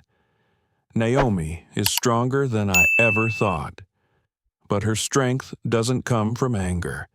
It comes from love and determination. Maybe that's how true justice is passed down quietly across 2 generations. Naomi looked up, her voice small but firm. I won't let that happen again. Don't worry, Mom. Margaret smiled, her eyes gentle and deep. I don't need you to promise that. I just need you to remember that justice is not about punishing others, but about keeping your heart from being distorted by them. Naomi sat still, breathing deeply. The golden light from the last candle fell on her face, softer and more peaceful than ever.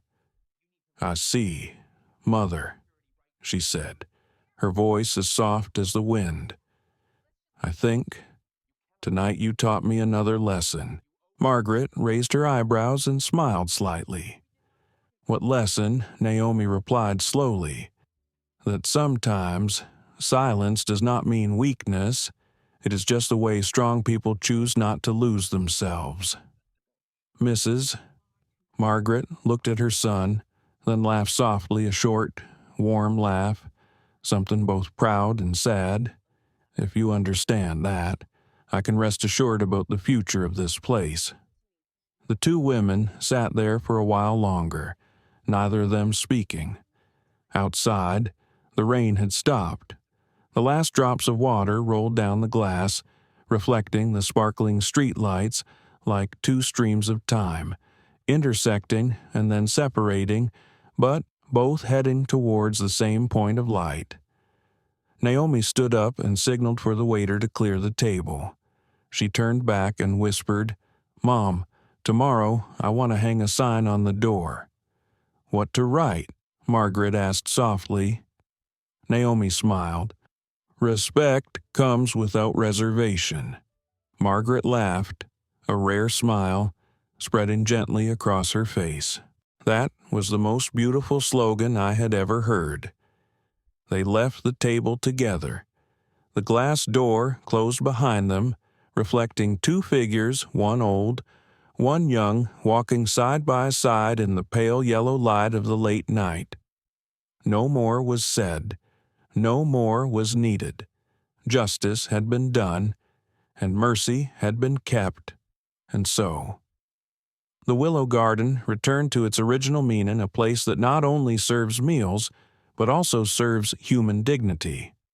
I, in Margaret's final thoughts, thought to myself, tomorrow, people will forget this dinner, but perhaps some of them will remember the feeling of that moment, when they witnessed a woman silently making the whole room listen.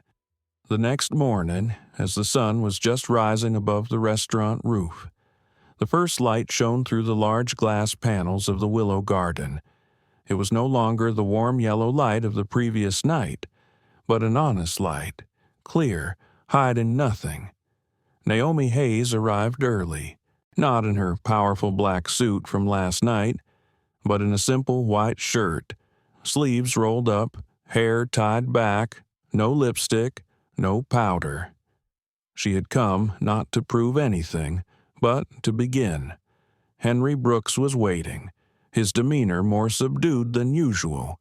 He was no longer in his formal suit, just in a gray shirt, and he held a notebook. There was something different about his eyes, less arrogant, more thoughtful. Miss Hayes, he said hoarsely, I called the entire team this morning at your request. Naomi nodded, not looking at him, just said thank you.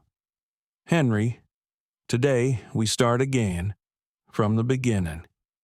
The usually crowded restaurant was now reduced to a line of staff cooks, front desk staff, busboys, waiters.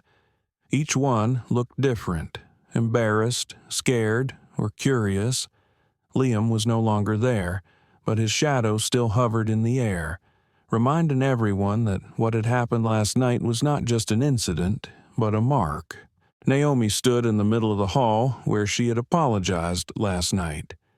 Her voice was low, quiet, and calm now. "I don't care who was right or wrong last night," she said, "because the facts speak for themselves." She looked around, her eyes sweeping over each person, then stopping at the young waiters. "I just want everyone to understand that this job is about more than just bringing food to the table.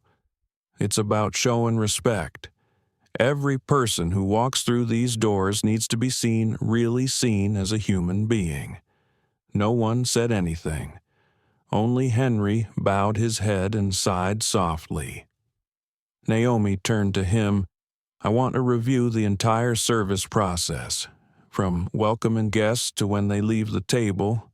Anyone who finds a problem, no matter how small, must write it down and submit it to me within the next 3 days." Henry nodded. "I understand. I will do it right away." She continued. "Then we will review all customer feedback from the past 6 months.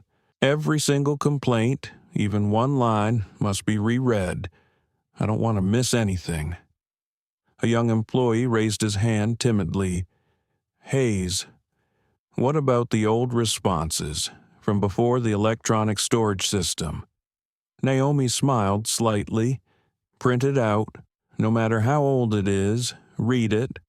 Sometimes the things we want to forget are the things we need to remember the most." The sentence made several people bow their heads, not because they were being scolded, but because they understood what she said was right. I, in Margaret's mind, watched the scene through the glass door from the corner table. She was doing what people rarely do after they've won justice, fixing the system instead of just fixing the people. Naomi continued, her voice steady, as if reading a plan but really a manifesto. "Starting next week, all employees, including managers, will participate in diversity awareness and social justice training. I want everyone to understand that respect is not a skill. It is a trait.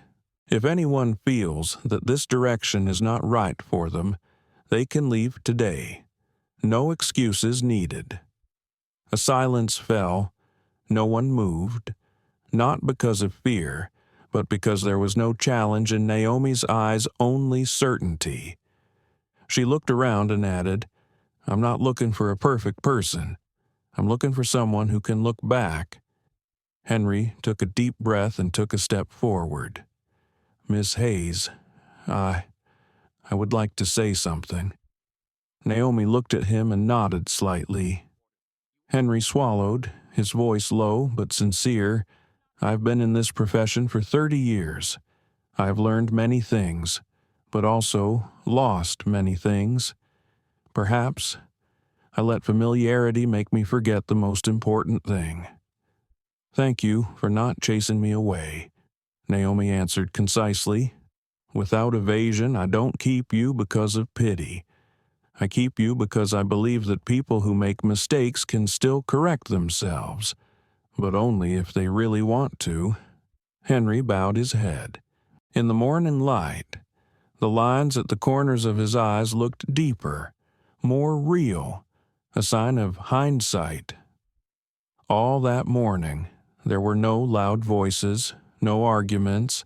There was only the sound of pens scribbling, printers whirring, and sheets of paper recording small errors from not greeting guests clearly enough, to forgetting to ask about food allergies, to unfriendly looks. Naomi read each sheet, taking notes. She didn't get angry, didn't judge, just fixed each procedure like someone patching a torn net carefully, patiently, precisely. At noon, Margaret came in. She brought a pot of hot coffee and placed it on her daughter's desk. Naomi looked up, smiling slightly. "You don't need to come." "Mom, I'm fine." Margaret looked at the pile of papers covering the table and replied softly, "I know, but I think there are changes that need to be witnessed, to know that things do not stop at promises." Naomi was silent for a moment. Then she said softly, "Mom, I want to make the Willow Garden a place where no one has to fear being judged when they walk through the door." Margaret nodded. "And you're on the right track." I, in my mind, thought to myself, justice is not a matter of one night, but a lifetime's work.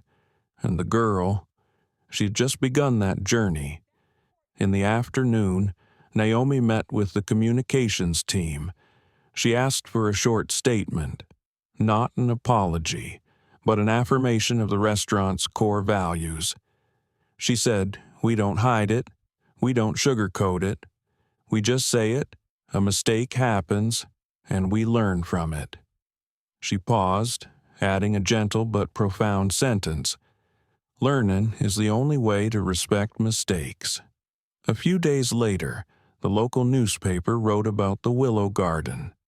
A small Atlanta restaurant just went through a moral crisis, and instead of denying it, they chose to fix it. The owner, a young black woman, said, "I don't want my restaurant to just serve food. I want it to serve dignity."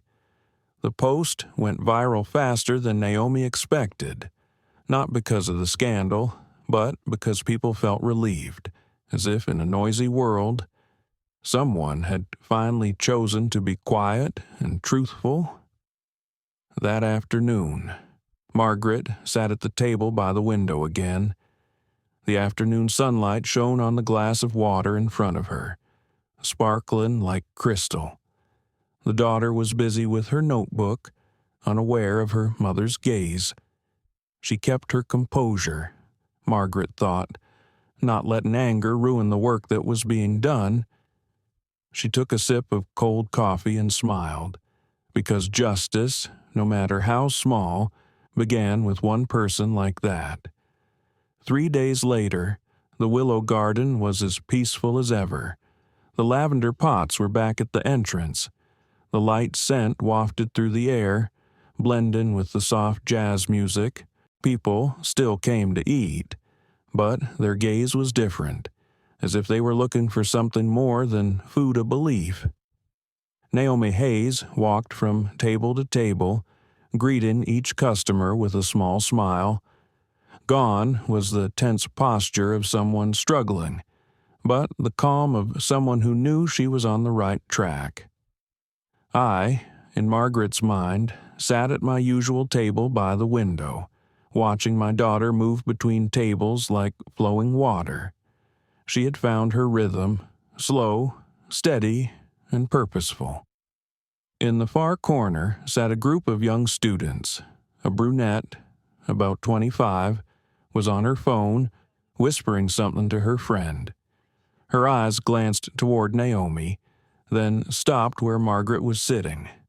She said softly, "That's them, mother and daughter." The boyfriend looked up, surprised. "Really, that story happened here?" The girl nodded. She had been there that night, one of the few to witness the whole thing, and instinctively she had videotaped almost the entire thing, from Liam's disdainful look to Naomi's entrance to the final applause. For the past 3 days, she'd been hesitating, not knowing whether to post or not. But today, seeing Naomi still there, calm, not avoiding, she decided to go ahead. "Excuse me, Miss Hayes," the girl said softly. "I have a video of what happened. I don't want to cause trouble, but I think people should know about this. Can I post it?" Naomi paused. For a moment, she was silent. Her eyes turned to her mother, who was still sitting calmly by the window. Margaret just nodded slightly, wordlessly. Naomi turned back and smiled at the girl. "Go ahead and share. People need to see this is wrong."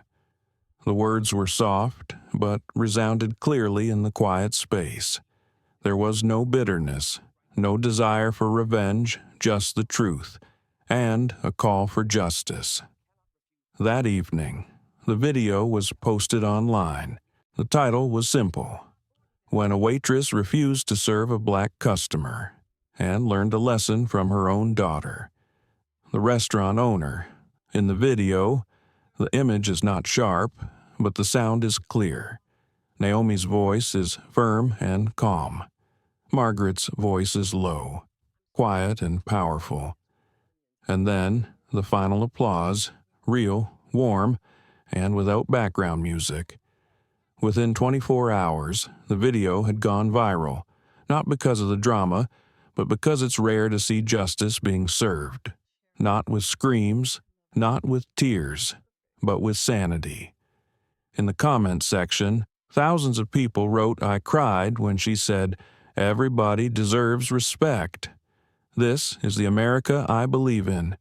No need to pound the table, just stand."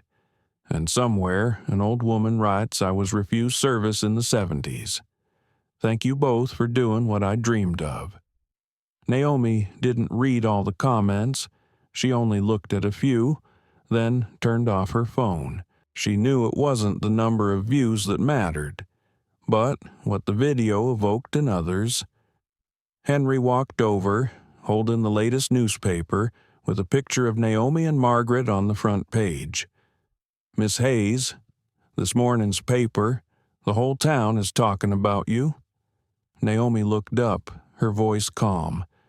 "I don't want them to talk about me, Henry. I want them to talk about that lesson." Henry nodded. For the first time, he saw her not as a young mistress, but as a real leader. Margaret read the news on her phone, her eyes softening. The world changes faster now than when we were young, but perhaps the truth still spreads the same way, from heart to heart. A few days later, Naomi was invited to appear on a local television show. She declined a lengthy interview, only agreeing to answer one question. If people asked me what made me strong that day, I would say because I grew up with a woman who suffered enough pain to know that silence can also be a form of courage. The radio station quoted it. The news sites quoted it. And then it became the caption that accompanied videos everywhere. The Willow Garden welcomed more customers, but the atmosphere in the restaurant was not noisy. People came to eat, but left with a strange feeling, as if they had witnessed something more beautiful than the food. One afternoon, Naomi was checking the kitchen when the young girl from the other day returned. She brought a small bouquet of flowers and said, "Thank you." That video made many people think. I have never seen anyone so calm and strong. Naomi smiled softly. "Thank you, but don't thank me. Thank my mother. She was the one who taught me how to stand still without collapsing." The girl smiled and replied, "I think you both taught the world that." The restaurant closed later than usual that evening. Naomi sat with her mother at the old table. Outside, the yellow light reflected off the glass doors. Margaret whispered, "You see, sometimes justice doesn't need to go out into the street and shout slogans. It just needs one person to dare to do the right thing, even when no one is looking." Naomi nodded, looking out. "Now everyone can see." "Mom," Margaret smiled gently.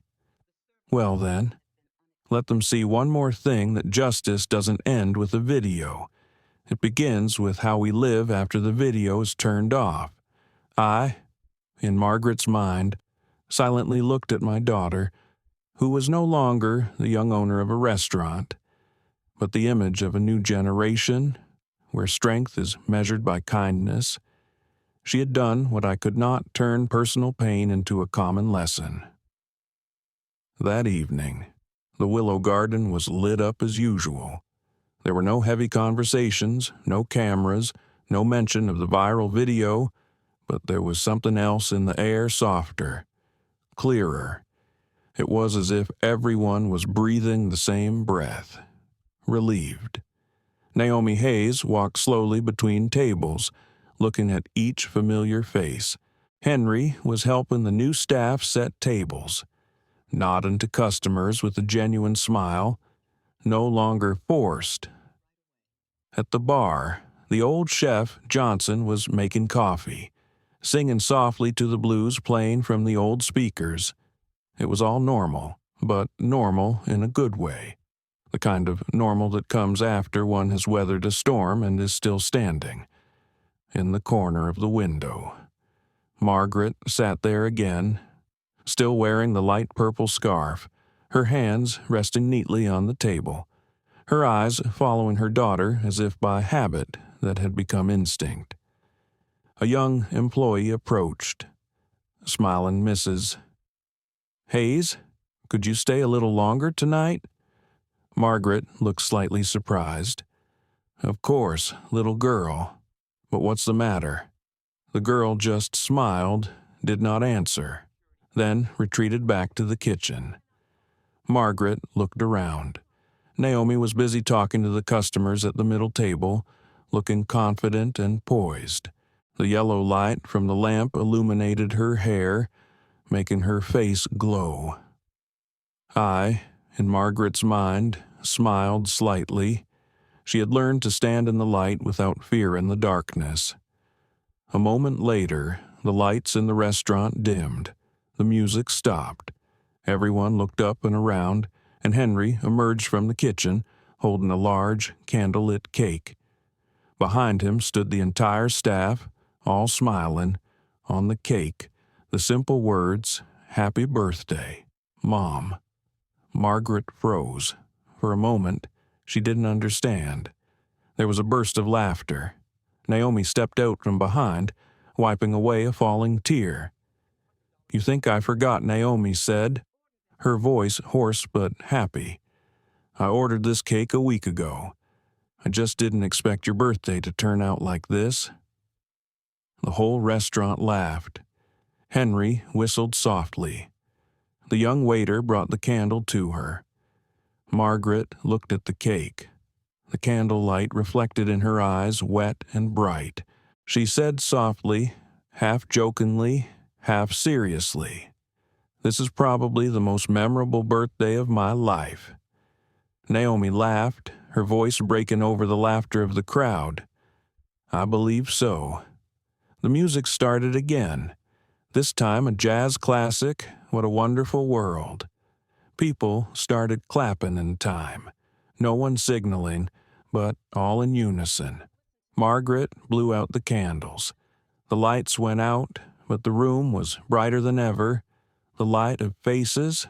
I, in Margaret's mind, felt my heart slow down, strangely calm.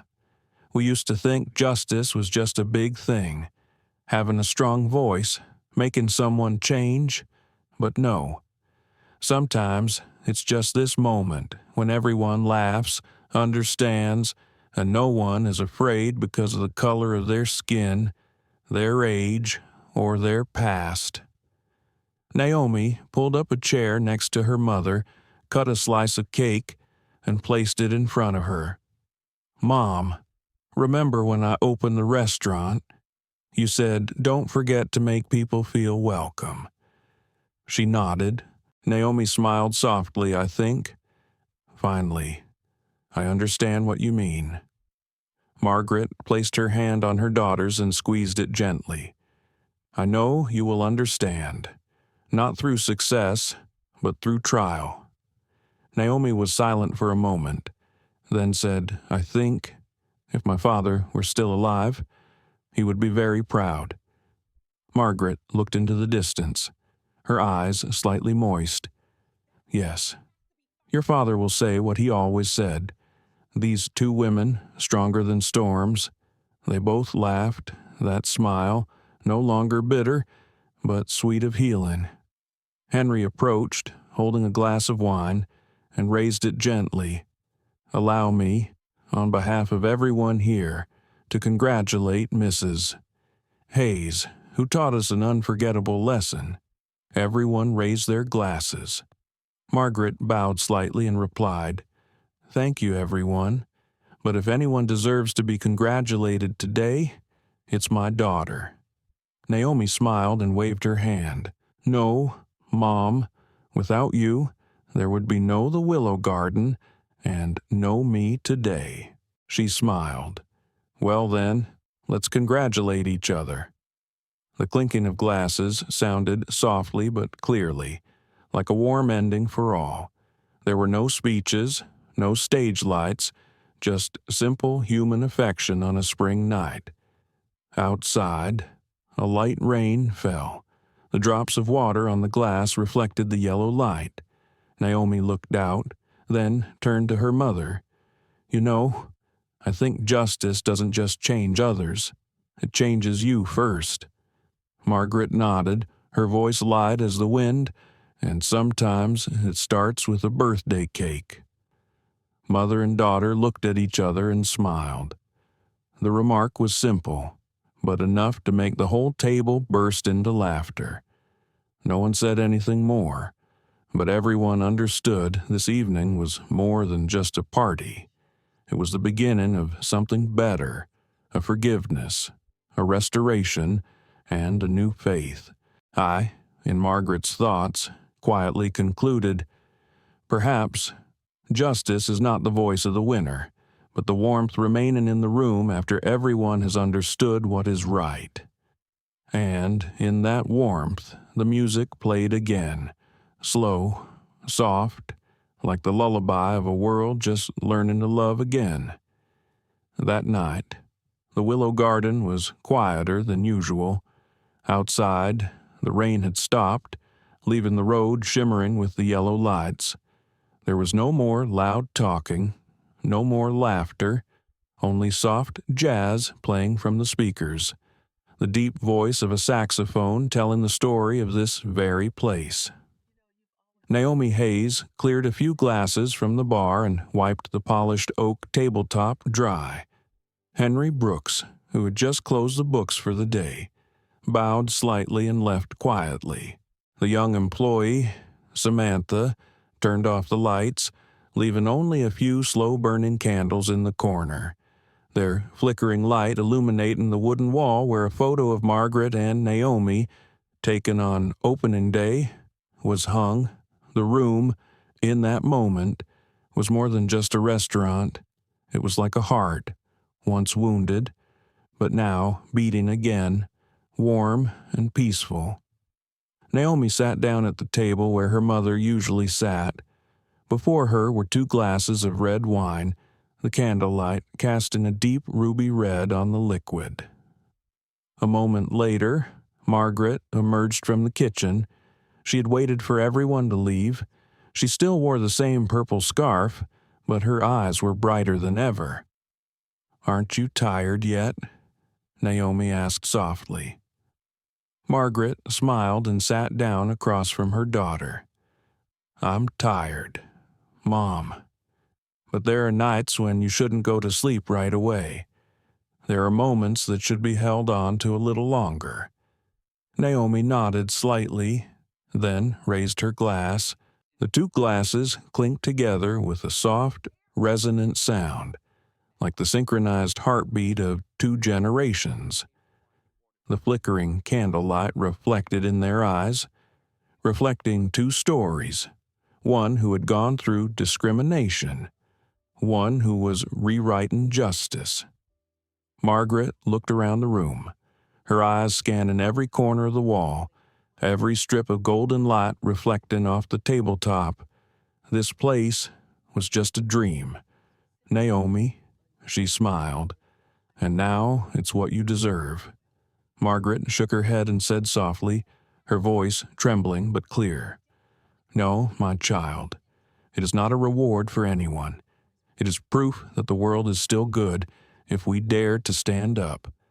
The words fell into the air, slowly, spreading out like a small wave. No one answered immediately. Only the candle flickered, and the wind outside the door sounded as soft as a sigh of the night. I, in Margaret's mind, heard my own voice, but it was as if someone else was speaking for me. "Dare to stand up. not with a shout, but with a calm look, with kindness held in the midst of the storm. Perhaps that is the highest form of human courage. Naomi raised her head, her eyes brimming with tears. "Mom, I promise you, the Willow Garden will always be a home for everyone. No one will walk through these doors and feel small. No one will have to wait because of the color of their skin or the accent they speak." Margaret looked at her, nodded slowly, her smile light and proud. "I know you can do it, because you not only have strength, you have kindness." Naomi took her mother's hand. It was thin, the bones visible, but warm, the warmth of someone who had seen enough cold to know how to keep a fire burning. The flickering candlelight reflected off the glass, making the images of mother and daughter merge, past and present, pain and healing, justice and compassion, all coexist in that scene. Outside, the sky was clearer. After a long storm, the stars began to appear, twinkling through the window.